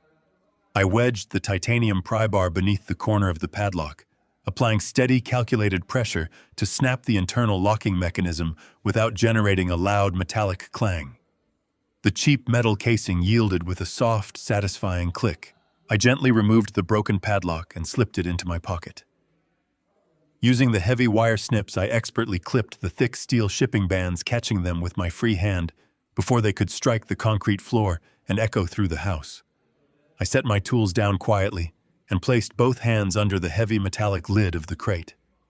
I lifted it slowly, easing the rusted hinges backward. A pungent chemical odor immediately wafted up from the dark interior, mixing unpleasantly with the damp, earthy smell of the basement. I clicked on my small penlight and directed the narrow white beam downward, illuminating the tightly packed contents. This was not the discarded medical equipment Derek had claimed was arriving.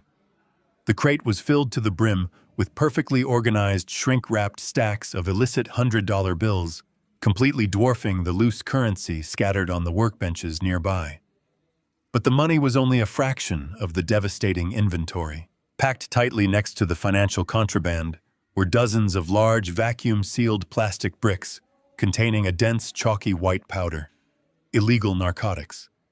The sheer volume of the drugs indicated a highly sophisticated, incredibly lucrative distribution network. Derek had not simply leased my basement to a local loan shark to pay off a gambling debt. He had actively transformed my peaceful suburban home into a primary staging ground for a massive multi-million-dollar narcotics and money laundering syndicate.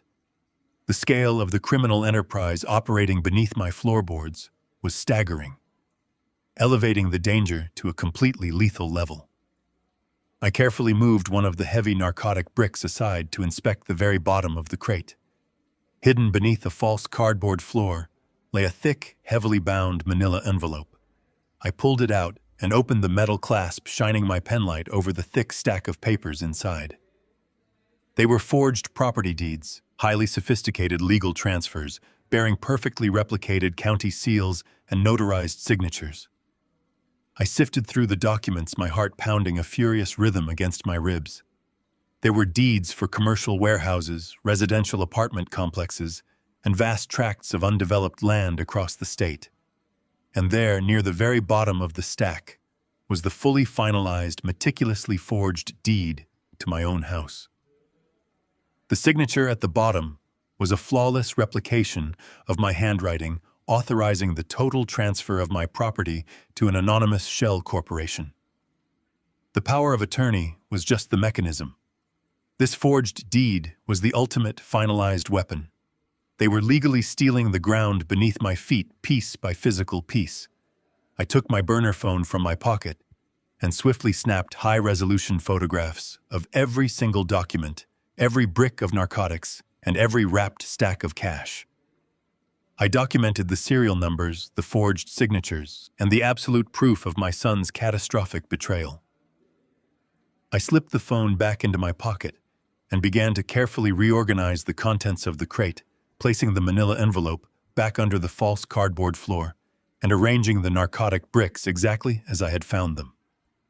I was reaching for the heavy metallic lid to lower it back into place when a sudden, terrifying sound shattered the silence above me.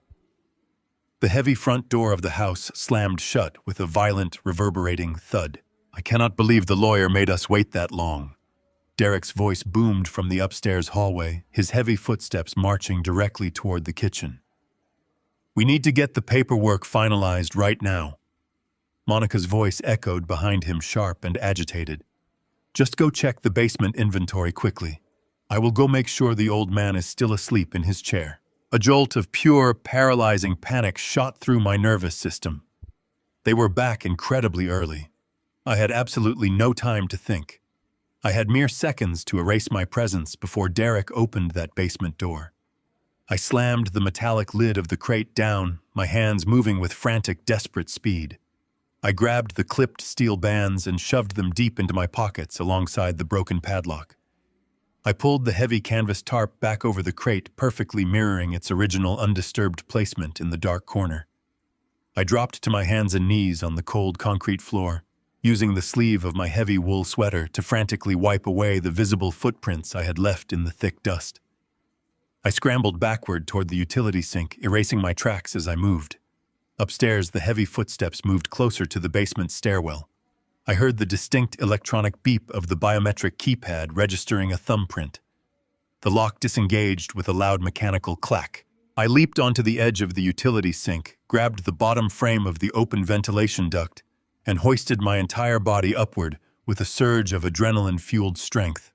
I threw myself into the horizontal crawl space just as the heavy basement door swung open, casting a long beam of yellow light. I pressed my body flat against the cold ductwork, burying my face into my forearms to muffle the sound of my ragged breathing.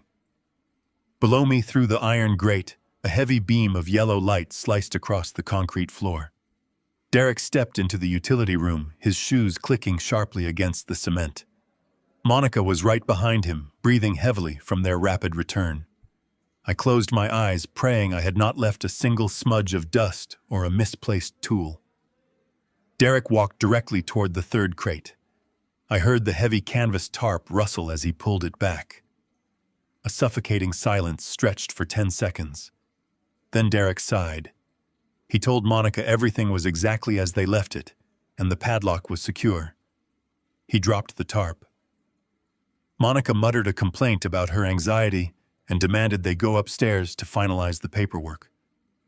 The basement door shut, and the biometric lock engaged with a final beep. I waited in the absolute darkness of the shaft for 20 agonizing minutes before I dared to move.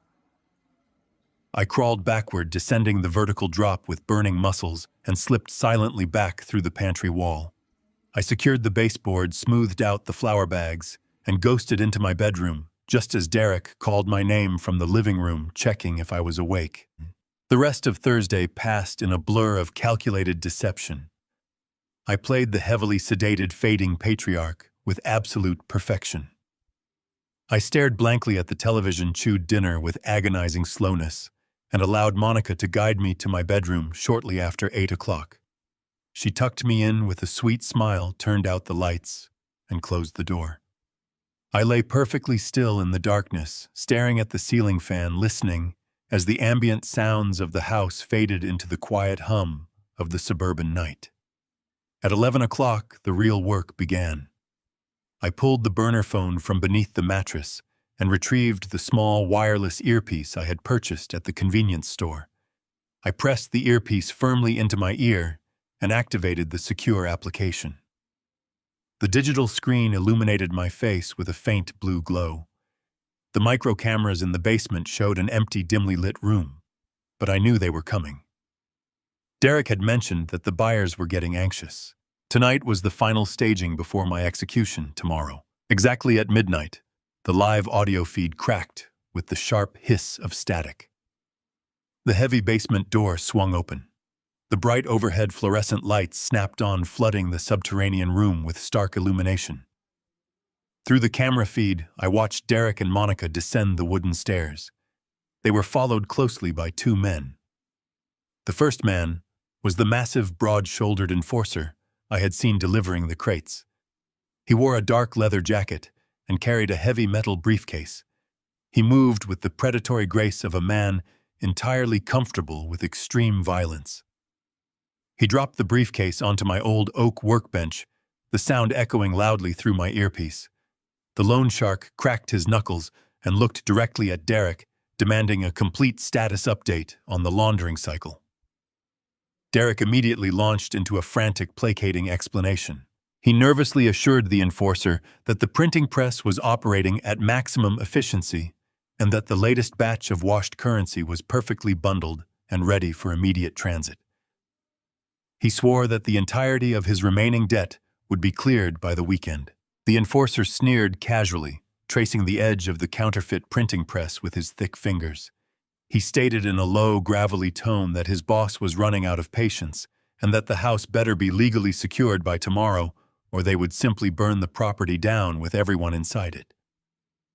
Derek swallowed hard, desperately nodding his head. He eagerly promised that the legal framework was completely flawless. He turned toward the stairwell and gestured for the fourth person to step completely into the room. I shifted my focus to the second camera angle, watching the shadowed figure descend the final few steps into the harsh light. When the man finally came into clear focus, the breath violently hitched in my throat. I felt an icy, paralyzing shockwave detonate deep inside my chest. I knew that face perfectly well. I knew that posture. I knew the expensive gold watch gleaming on his left wrist. It was Dr. Lawrence Aris. He was my primary care physician. He was the man who had monitored my heart, checked my cholesterol, and asked about my golf handicap for the past 15 years. He had attended my late wife's funeral. He was a pillar of the local medical community. And he was in my basement, standing next to a violent loan shark and an illegal narcotics operation. Dr. Aris adjusted his wire-rimmed glasses and cleared his throat. His voice, usually so measured, compassionate, and reassuring, during my annual checkups, now echoed through my earpiece with a chilling, arrogant indifference. He looked at Derek and asked if the financial transfer was ready. Derek pulled a thick, banded stack of $100 bills from the workbench and handed it directly to my trusted physician. Aris thumbed through the illicit cash with practiced ease, slipping the thick bundle into the inner pocket of his tailored suit jacket. He smiled a cold, calculating grin that made my stomach aggressively churn. He casually informed the group that his administrative staff had officially uploaded the final fabricated neurological evaluations to the state medical database just an hour ago. He proudly boasted that the incredibly detailed, fictitious medical charts he had meticulously crafted painted a tragic, undeniable picture of rapid aggressive Alzheimer's disease. I lay paralyzed in my dark bedroom, the horrifying magnitude of the conspiracy finally taking complete shape. Derek had not bypassed the medical system. He had simply bought it. Dr. Aris had eagerly sold his medical license, his ethical oath, and my entire life for a stack of counterfeit money. I listened in unadulterated horror as Aris calmly explained the specific legal mechanics to the loan shark. He confidently stated that the medical power of attorney was now completely unassailable. He laughed lightly, a sickening callous sound, and mentioned that he had even prescribed the heavy mind-altering sedatives Monica was actively using to keep me chemically subdued, ensuring the physical symptoms perfectly matched the fabricated medical records. Aris assured the enforcer that by 8 o'clock tomorrow morning, Richard Lawson would be classified as an incompetent ward of the state. He guaranteed the transfer to the out-of-state psychiatric lockdown facility was already fully authorized and paid for. I pulled the earpiece from my ear hands, shaking with sudden fury. The betrayal was absolute. My own son, my trusted nurse, and my lifelong physician had conspired to bury me alive. They thought they had perfectly orchestrated a flawless, invisible murder, but they had made one fatal error. They broadcast their criminal blueprint directly into the ear of a man who was now fully awake, fully aware, and brutally prepared to burn their syndicate to the ground tonight. I pressed the small plastic earpiece back into my ear, my hand trembling, not from the chemical sedatives, but from a cold, absolute rage. The initial shock of Dr. Aris had passed, replaced by a crystalline and focused clarity. Down in the dimly lit basement, the sinister conversation was continuing. The heavy, gravelly voice of the syndicate enforcer rumbled through the tiny speaker. He was not entirely satisfied with the complex legal maneuvering. He bluntly stated that courts take time, aggressive lawyers file injunctions, and messy, prolonged legal battles always draw unwanted attention from nosy federal regulators. He fiercely demanded a permanent, immediate guarantee that the house would be entirely clear of any encumbrances, including a living owner, by tomorrow afternoon. Derek replied, his voice exceptionally smooth and sickeningly confident. He assured the enforcer that there would be absolutely no unexpected legal delays because the power of attorney was merely a temporary contingency. I held my breath in the dark. Derek chuckled, a chilling, hollow, soulless sound.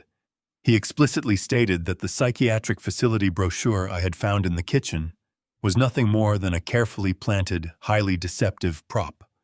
It was a fabricated cover story, completely designed to satisfy the nosy neighbors and my old colleagues, creating a perfectly plausible narrative of rapid mental decline leading to a tragic institutionalized end. But they had absolutely no intention of ever putting me on a transport van. Derek calmly explained that dead men do not contest property transfers, nor do they occasionally experience moments of clear mental clarity that could alert the authorities. Dr. Aris stepped smoothly into the conversation, adopting the same clinical, detached tone he used when explaining my routine cholesterol results. He opened his leather medical bag, the metallic zipper echoing sharply over the audio feed. He explained that he had recently procured a highly specialized concentrated potassium compound. It was entirely untraceable in standard post-mortem toxicology screenings. Aris meticulously laid out the sequence of events for tomorrow morning. Between 7 and 8 in the morning, when my artificial chemical lethargy was at its absolute peak, Monica would administer the injection directly into my delicate intravenous line. Aris described the physiological reaction with horrifying precision. The compound would immediately flood my circulatory system, causing a massive, catastrophic cardiac arrest. It would perfectly mimic a fatal heart attack brought on by the severe physical stress of advanced rapid-onset dementia. It would be entirely painless, he noted, a small professional mercy that made my stomach aggressively churn. Monica chimed in, her voice dripping with eager anticipation. She confirmed that she had the exact timing memorized and the lethal syringe already prepped in her locked medical kit upstairs. Then Aris delivered the final ironclad guarantee. As my primary care physician of 15 years, he would be the professional called to the scene to officially pronounce the time of death. He would personally sign the death certificate, explicitly listing natural causes due to advanced age and sudden heart failure. There would be absolutely no police investigation, no autopsy, and zero suspicion from the county coroner. It was a perfectly locked loop. Derek let out a long, heavy sigh of immense relief, clearly savoring his impending victory. He boldly outlined the final financial spoils of their monstrous conspiracy. Not only did he securely hold the $2 million from the fraudulent home equity loan, but my sudden demise would immediately trigger my comprehensive life insurance policy.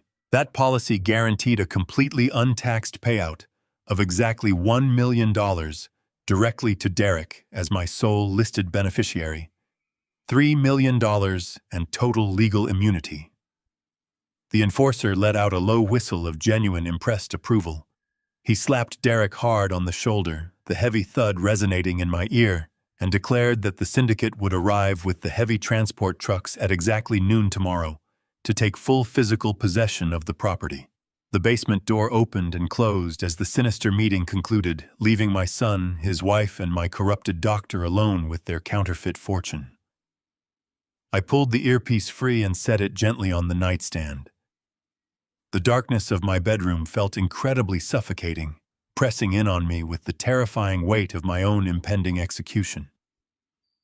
Friday morning. 7 in the morning. I had less than 7 hours to live according to their meticulously crafted timeline. I slowly sat up and swung my legs over the edge of the mattress, planting my bare feet firmly on the hardwood floor. The sheer, unadulterated evil of their coordinated plan had completely eradicated any lingering paternal hesitation within my soul. They were not simply greedy or desperate relatives making poor choices.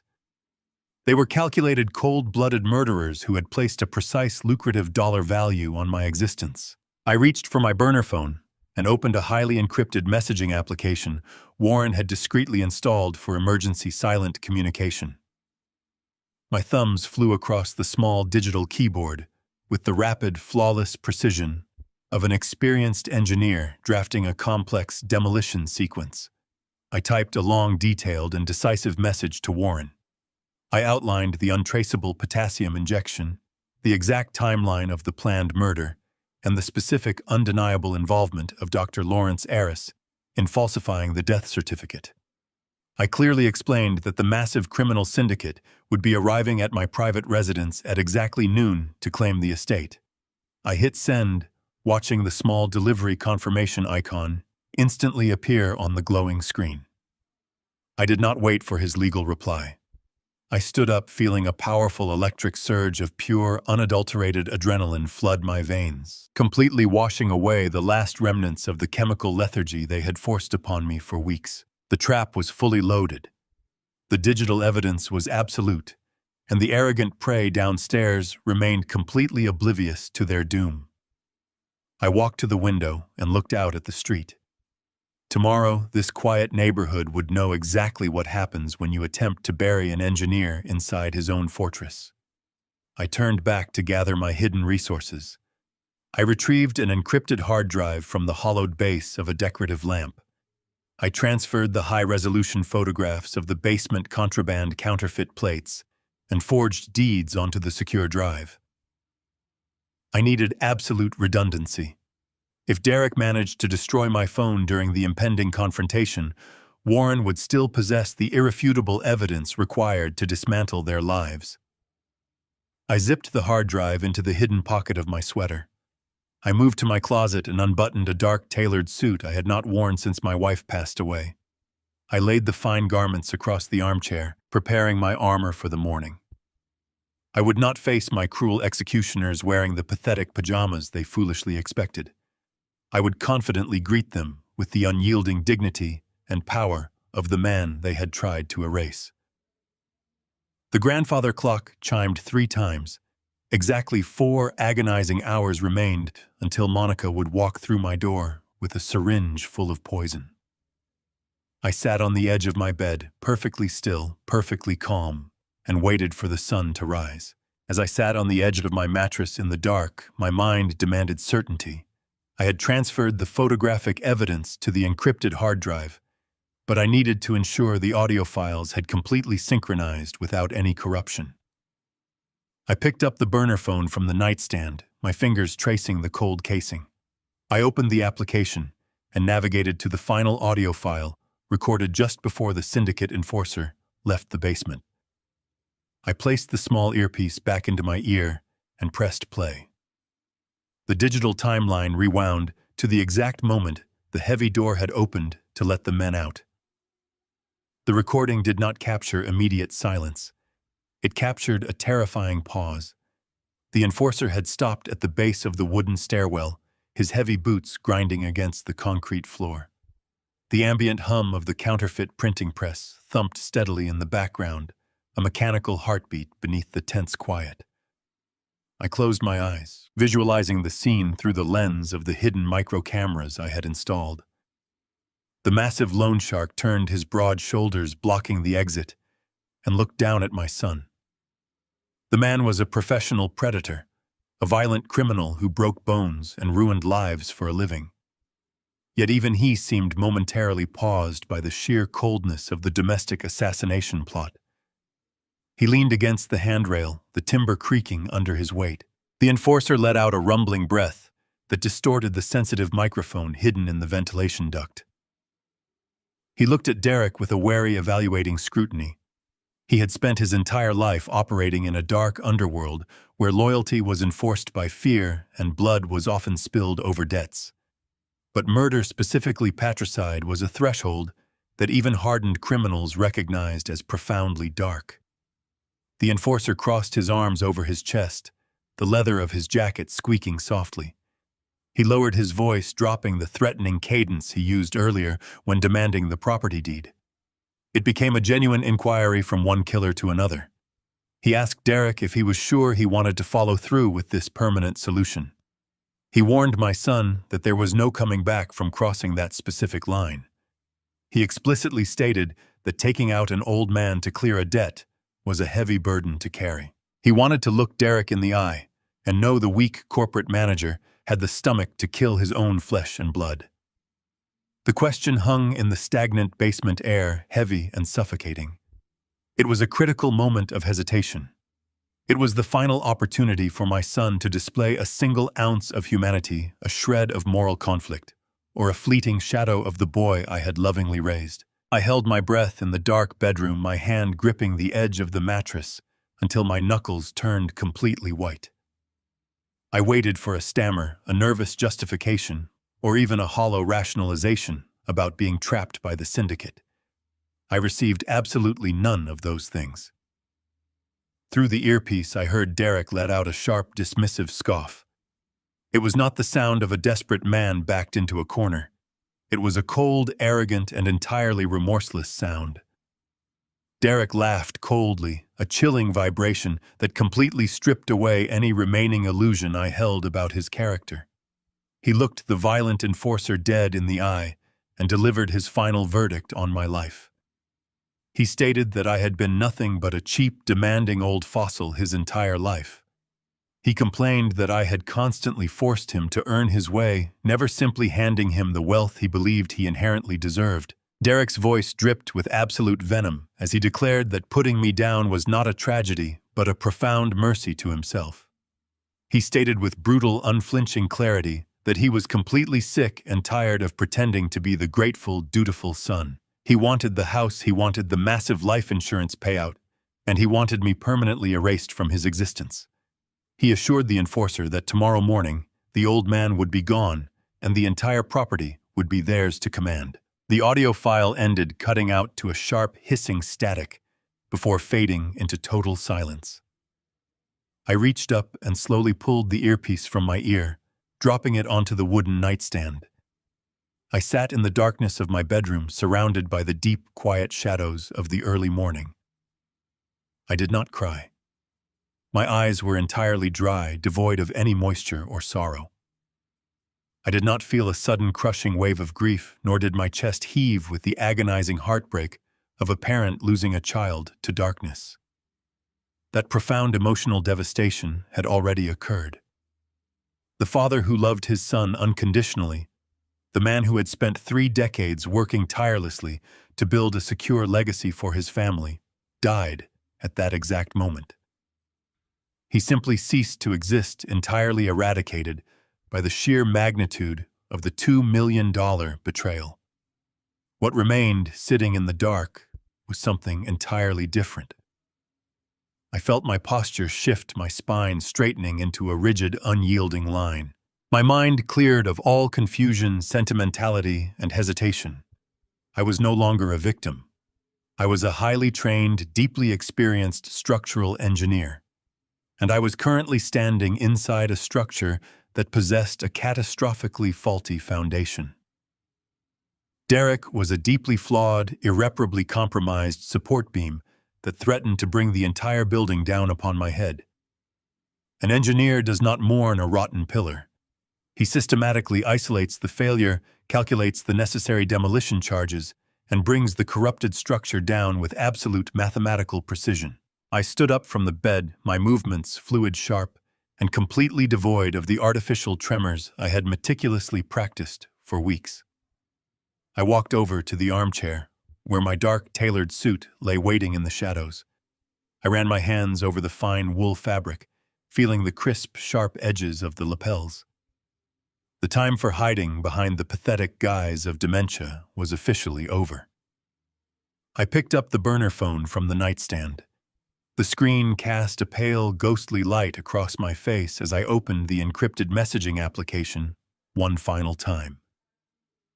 I selected Warren Mitchell's secure contact file. I did not need to write a lengthy emotional explanation or provide any further legal justification for the upcoming strike. Warren had heard the audio feeds. He knew exactly what was scheduled to happen at 7 o'clock this morning. I simply typed a single definitive directive. I typed, "Execute Protocol Omega. Bring the FBI." I pressed send, watching the small blue confirmation checkmark appear instantly. I powered down the device and slipped it into the inner pocket of my suit jacket. The digital clock on the dresser glowed a bright red. It was 4 in the morning. I had exactly 3 hours left to wait. I walked to the window, pulling the heavy curtain back just a fraction of an inch to watch the empty suburban street. I was ready to demolish them. The pale, creeping light of early morning finally pierced the gap in the heavy curtains, signaling the arrival of Friday. I stood up from the edge of my mattress, feeling a profound, chilling calmness settle over my entire being. The agonizing hours of waiting had hardened my resolve into an impenetrable sheet of ice. I walked over to the armchair and carefully put on my dark, tailored suit. I buttoned the crisp white shirt, adjusted the silk tie, and slipped my arms into the fine wool jacket. I smoothed the fabric across my chest, feeling the solid weight of the encrypted hard drive secured in the inner pocket. I did not look like a frail, confused old man clinging to the fading fragments of his memory. I looked like the chief structural engineer I had been for 40 years, a man accustomed to commanding multi-million-dollar projects and demanding absolute perfection. I glanced at my watch. It was exactly 6:45 in the morning. The execution protocol was officially commencing. I picked up my burner phone and activated the secure application, tuning into the live audio transmitters I had strategically placed throughout the ventilation system. The digital feed hummed quietly for a moment before the distinct sounds of the kitchen filtered through the tiny earpiece. I heard the sharp, rhythmic clicking of Monica's low heels against the polished tile floor. The heavy refrigerator door opened and closed. Then the heavy front door chimed, indicating the security system had been disarmed from the outside. Heavy footsteps entered the foyer. Derek spoke, his voice hushed and tight with nervous anticipation. He welcomed Dr. Lawrence Aris into my home.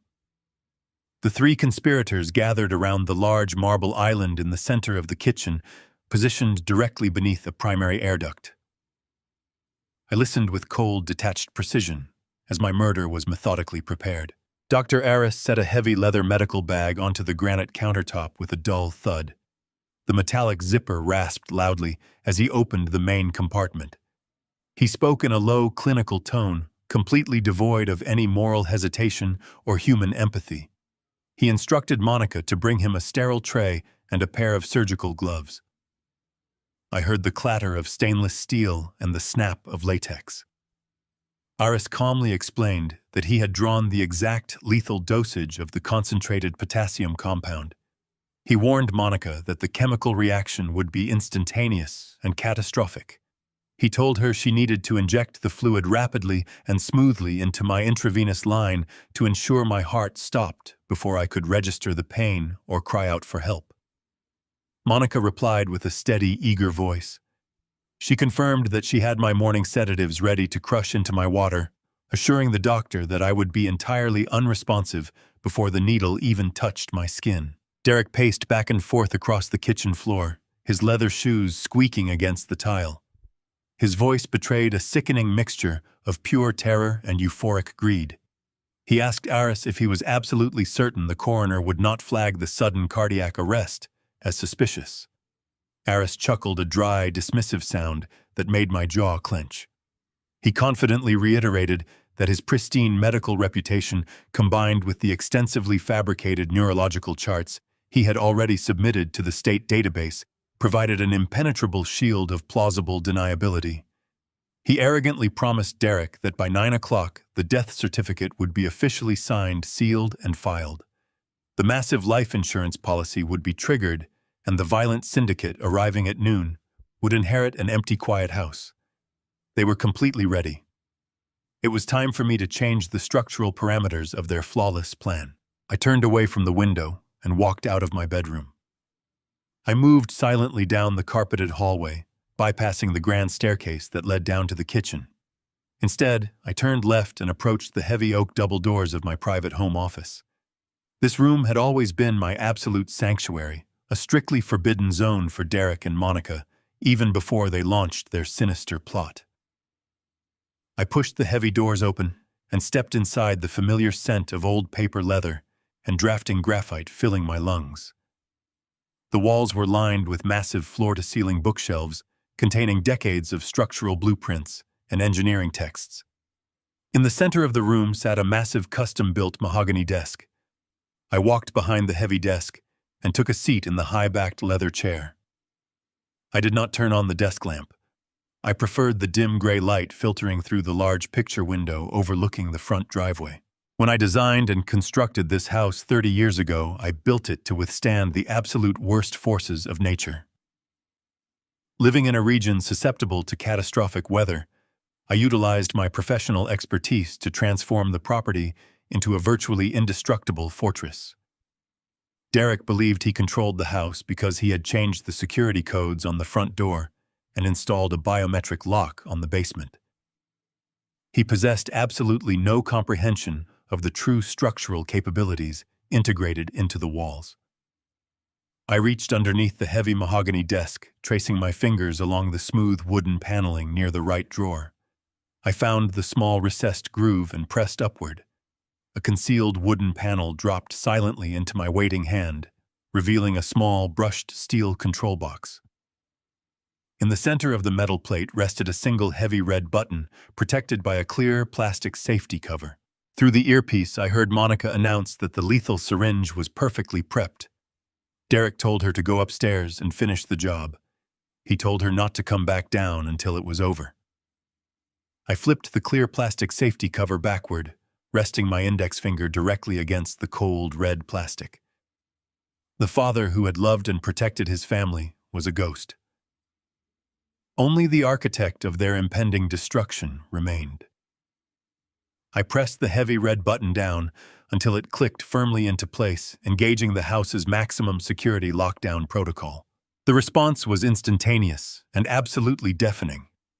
A piercing, high-decibel emergency siren erupted simultaneously from hidden speakers in every single room, hallway, and corridor of the massive house. The horrific oscillating wail was designed to disorient and paralyze. Instantly, the house's primary electrical grid deliberately cut out, plunging the entire structure into darkness, save for the blood-red glow of the emergency backup lighting fixtures mounted near the baseboards. Then came the thunderous mechanical roar of the primary defense system. Massive automated steel hurricane shutters, specifically engineered from military-grade, reinforced alloys to withstand the crushing impact of a Category 5 storm, violently slammed down over every single exterior window and door. Through the live audio feed, I heard the immediate chaotic explosion of pure panic inside the kitchen. Monica screamed out, dropping the lethal syringe onto the granite countertop with a sharp clatter. Derek shouted loudly, in absolute confusion, desperately demanding an explanation for the sudden lockdown.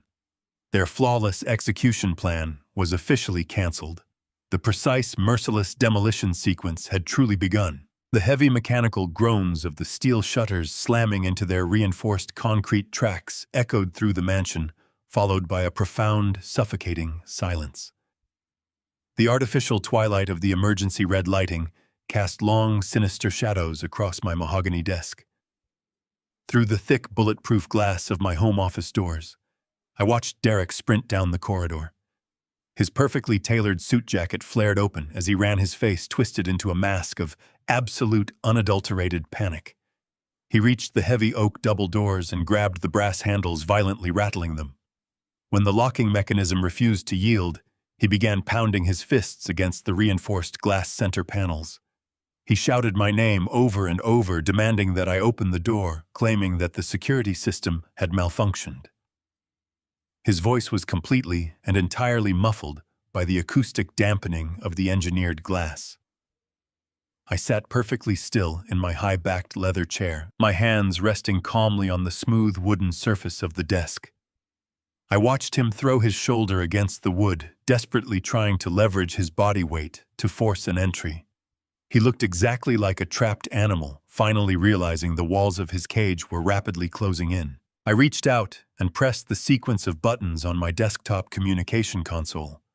The green indicator light flared to life, connecting my microphone directly to the high-fidelity, multi-room audio system I had installed throughout the entire estate. I leaned forward, bringing my mouth close to the receiver. I took a slow, deep breath, letting the absolute certainty of my victory settle into my vocal cords. When I spoke, my voice resonated through the hidden speakers in the kitchen, the hallways, and the basement. It was not the weak, slurring whisper of a dementia patient. It was deep, steady, and terrifyingly calm. It was the voice of a man who held absolute control over every single variable in the environment. I told Derek to stop damaging the door. My voice echoed through the house, bouncing off the high ceilings and wrapping around the conspirators with inescapable clarity. I told him that I built this house to withstand a Category 5 hurricane. I paused, letting the silence stretch for 3 agonizing seconds. Then I asked him, "Did you really think a couple of greedy rats could chew their way through it?" Through the glass, I saw Derek freeze instantly. The blood drained completely from his face, leaving his skin a sickly pallid gray in the red emergency light. He slowly backed away from the office doors, his eyes wide with a sudden, horrifying realization. He knew immediately that the game was entirely over. He knew that the frail, oblivious old man he had been eagerly planning to murder was an elaborate tactical fiction. He turned around and slowly walked back toward the kitchen, his steps heavy and entirely defeated. I toggled a switch on the communication console, connecting my burner phone directly into the house's primary audio feed.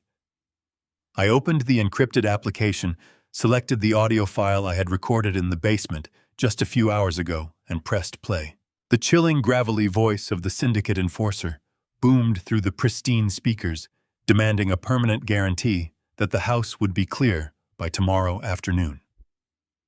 Then Derek's own voice filled the mansion, arrogant and cruel, explicitly confirming that the psychiatric brochure was a backup lie and that dead men do not contest property transfers. I watched the live video feed from the kitchen security camera on my desktop monitor. Monica was standing near the marble island, her hands trembling violently. She was still holding the specialized lethal syringe filled with the untraceable potassium compound. As Dr. Lawrence Aris's voice echoed over the speakers, calmly detailing the exact medical mechanism of the fatal heart attack he had orchestrated, Monica's fingers went completely slack.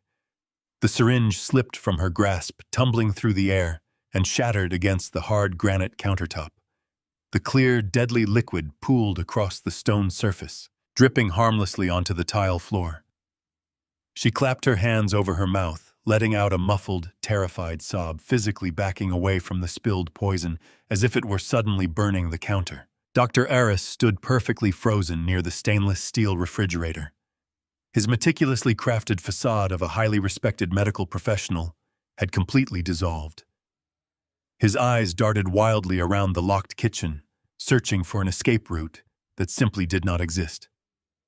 The audio recording continued to play, broadcasting his callous guarantee to falsify my death certificate and officially attribute my murder to natural causes. The undeniable recorded proof of his absolute corruption echoed back at him, stripping away his prestigious career, his freedom, and his entire future in a matter of seconds. Panic completely overtook his rational mind. He grabbed a heavy, solid oak dining chair from the breakfast nook, hoisting it above his head with a desperate, primal scream. He charged toward the large kitchen window, swinging the chair with every ounce of physical strength he possessed. The heavy wooden legs smashed violently into the thick glass. The impact was deafening, but the result was entirely futile. The window was lined with an impact-resistant polycarbonate film, and directly behind it sat the solid corrugated steel of the automated hurricane shutter. The heavy oak chair splintered upon impact, snapping into several jagged pieces that rained down onto the floor. Aris stumbled backward, clutching his wrist in obvious pain. He stared at the unyielding window, his chest heaving with exhaustion. The house was an impenetrable vault. They could not break the glass, they could not pry the steel shutters, and they could not bypass the reinforced doors. They were entirely trapped in a steel box of their own making, forced to stand in the red emergency lighting and listen to the recorded evidence of their own murderous conspiracy looping endlessly over the surround sound system. Derek collapsed into a chair at the kitchen table, burying his face in his hands, completely paralyzed by the absolute catastrophic failure of his master plan. I sat back in my leather chair, watching their total psychological collapse on the security monitor. I did not feel any sympathy. I felt only the cold, precise satisfaction of a perfectly executed structural demolition. The house had held firm. The trap had sprung flawlessly. Then the final element of my counteroffensive arrived. Through the tiny angled louvers of the heavy steel shutters covering my office window, I saw the darkness of the street suddenly fracture. Brilliant, rapidly strobing flashes of red and blue light cut through the morning gloom, painting the walls of my study in sharp, chaotic colors.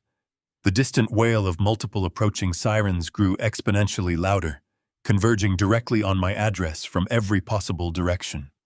The heavy, unmistakable rumble of large tactical vehicles shook the ground beneath the foundation.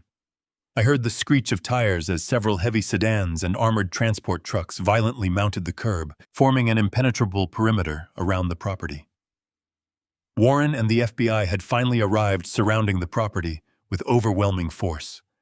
My steel trap was now perfectly complete. A tremendous, deafening boom shattered the morning air as the FBI tactical breach team deployed a heavy-shaped charge against the fortified front entrance. My reinforced steel door buckled inward with a violent groan of tearing metal. The heavy locking mechanism fractured completely, sending sharp shrapnel flying across the polished marble floor of the grand foyer. Heavily armed federal agents poured into the house with tactical precision. Their flashlights cut through the dim, red-tinted gloom of the emergency lighting, casting long, chaotic beams across the corridor. Voices boomed with absolute authority, demanding compliance and ordering everyone to drop to the ground. Through my office window, I watched as the tactical units swiftly navigated the hallway, moving with the disciplined coordination of a highly trained strike force. They converged immediately upon the kitchen, drawn by the frantic, terrified screams of my son and his accomplices. The heavy steel hurricane shutters had trapped the conspirators exactly where I wanted them. The agents breached the kitchen threshold, their heavy boots thudding against the imported tile. They swept their tactical rifles across the room, securing the perimeter in a matter of seconds. I watched the security monitor as the imposing federal presence completely overwhelmed the three-cornered criminals. They had spent weeks carefully planning a silent assassination, relying entirely on deception and the quiet cover of suburban normalcy. Now they were brutally exposed under the harsh glare of a full-scale federal raid. The sudden reality of their situation hit them with the crushing weight of a collapsing concrete pillar. They were cornered rats, trapped in the cage they prepared for me. Derek collapsed onto his knees. His suit jacket bunched awkwardly around his shoulders as he threw his hands into the air, surrendering with pathetic, trembling speed. He looked absolutely terrified, his face pale and slick with a cold sweat. Monica was in an entirely different state of psychological freefall. She backed away from the federal agents, her hands raised defensively, shaking her head in violent denial. She pointed a trembling finger directly at her husband, screaming hysterically over the chaotic noise of the tactical raid. She frantically told the armed agents she had nothing to do with the criminal syndicate or the counterfeit operation. She sobbed uncontrollably, insisting that Derek had manipulated her, forcing her into participating in the assassination plot against her will. Derek spun around on his knees, his jaw dropping in sheer disbelief at his wife's instantaneous betrayal. He opened his mouth to argue, but the commanding shout of a senior FBI agent immediately silenced him. Dr. Aris stood frozen against the stainless steel refrigerator, his hands raised high above his head. The shattered pieces of the heavy oak chair lay scattered around his expensive leather shoes. He looked completely hollowed out, staring blankly at the federal agents with the dull, vacant expression of a man who suddenly realizes his entire prestigious career and personal freedom have been permanently eradicated. The tactical team swiftly moved in, forcing all three conspirators firmly onto the cold tile floor. The harsh metallic ratcheting of heavy steel handcuffs echoing through the kitchen sounded like a perfectly tuned symphony to my ears. I reached under my heavy mahogany desk and pushed the secondary release button, smoothly lifting the interior security lockdown on my private office doors. I stood up from my leather chair, adjusting the cuffs of my crisp white shirt and smoothing my tailored suit jacket. I walked confidently across the room, my posture perfectly straight. I opened the double doors and stepped out into the chaotic red-lit corridor. The scent of burnt explosive powder hung in the air, a stark contrast to the sterile environment Derek tried to maintain. I walked slowly toward the kitchen, my polished, hard leather shoes clicking sharply against the floorboards. As I entered the room, the senior tactical officer recognized me from the briefing files and respectfully stepped aside, allowing me to approach the center of the kitchen. Derek was kneeling on the floor, his hands securely bound behind his back. When he heard my footsteps, he slowly raised his head. His eyes were wide red and completely brimming with desperate, pathetic tears. He stared at my sharp, tailored suit and my unyielding expression, finally comprehending the devastating magnitude of his own massive miscalculation. He began to sob, openly begging me for mercy. He cried out that he was my only son, that we were blood, and that families should always forgive one another. He pleaded with me to tell the federal agents that this was all a terrible, tragic misunderstanding. I stopped directly in front of him, looking down at his trembling form. The absolute clarity of my engineered logic left absolutely no room for paternal weakness. I looked directly into his desperate, pleading eyes and delivered my final, uncompromising judgment. "You called me a clueless old man," I said, my voice steady, deep, and resonating with absolute finality. "But an old man knows that you never build your future on a stolen foundation." Derek squeezed his eyes shut, letting out a long, agonizing wail of pure despair as the undeniable truth of my words finally crushed his spirit. The federal agents hauled him roughly to his feet, marching him toward the shattered front entrance. Monica followed closely behind, still sobbing hysterically, and blaming everyone but herself for the lethal syringe resting on the counter. Dr. Aris was the last to be escorted out, his head bowed in profound shame as he walked past the shattered remnants of his professional dignity. I stood quietly in my kitchen and watched the flashing lights carry my enemies away into the dark morning. The subsequent legal aftermath was swift, brutal, and entirely merciless. Warren Mitchell orchestrated a flawless legal campaign, utilizing the massive cache of photographic evidence, financial records, and crystal-clear audio recordings I had painstakingly gathered. Facing the overwhelming reality of the syndicate's counterfeit operation and the undeniable audio of their premeditated murder plot. The conspirators' highly paid defense attorneys aggressively pushed for rapid plea deals. there would be absolutely no leniency. Derek Monica and Dr. Lawrence Aris were each formally convicted of massive federal wire fraud, extensive money laundering, and premeditated conspiracy to commit murder. The federal judge, thoroughly disgusted by the sheer cruelty of their domestic betrayal, handed down severe, unyielding sentences. They were each condemned to serve 30 agonizing years in a maximum security federal penitentiary. I legally reclaimed absolute, uncontested control over my entire estate, utilizing Warren's sharp expertise to systematically dismantle every fraudulent document Derek had filed. I officially signed over the illicit basement operation to federal authorities. With my properties entirely and legally secured, I immediately sold the massive suburban fortress. I relocated to the beautiful warm coast of Florida, purchasing a stunning condominium overlooking the vibrant blue ocean. I sit on my balcony today, breathing the fresh, salty ocean air. I hold a crystal glass of neat bourbon, listening to the gentle crashing of the waves. I am surrounded by a small, loyal circle of genuine friends who value my wisdom. I successfully demolished a corrupted foundation, and in its place I meticulously engineered a truly indestructible peace. Never ever mistake a person's kindness, age, or silence for weakness.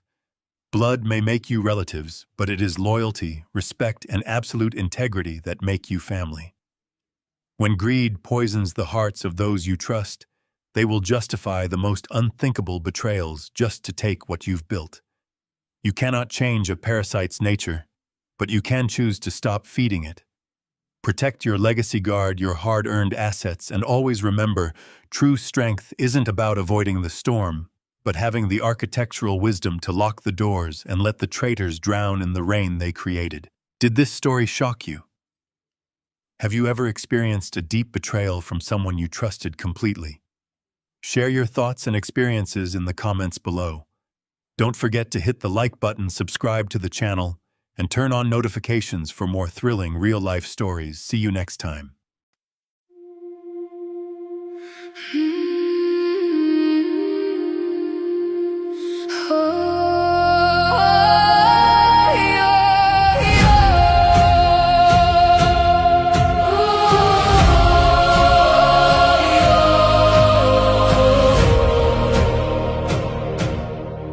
I used to ride upon your shoulders, thinking you could touch the sky. Every road felt less uncertain when I saw the world through your eyes. You were stronger than the mountains, taller than the northern pines. And when the winter winds were coming, you would stand between them and I.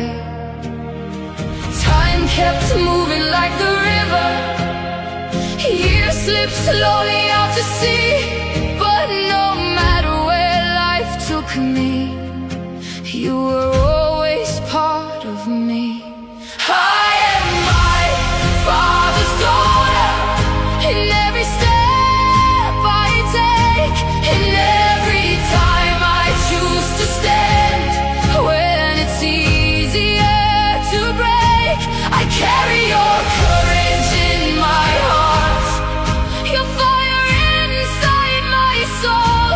And though the years keep moving on, your love still leads me home.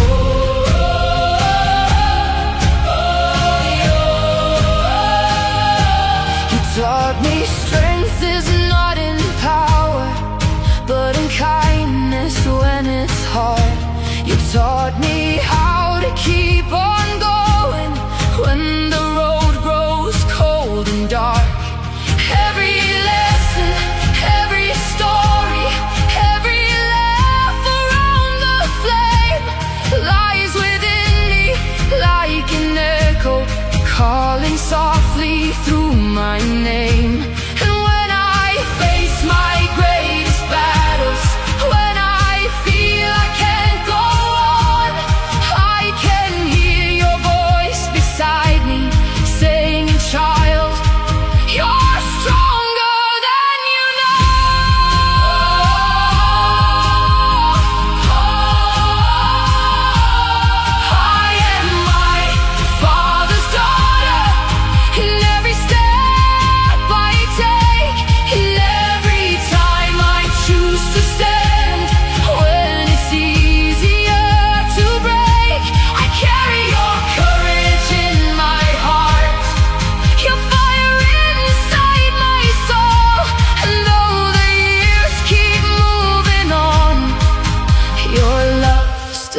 leads me home.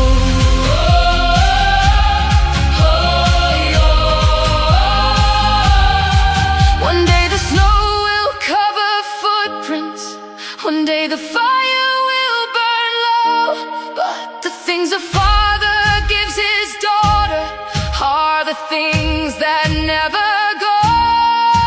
Not the gold or not the stories, not the battles that he won, but the quiet way he loved her and the woman she becomes.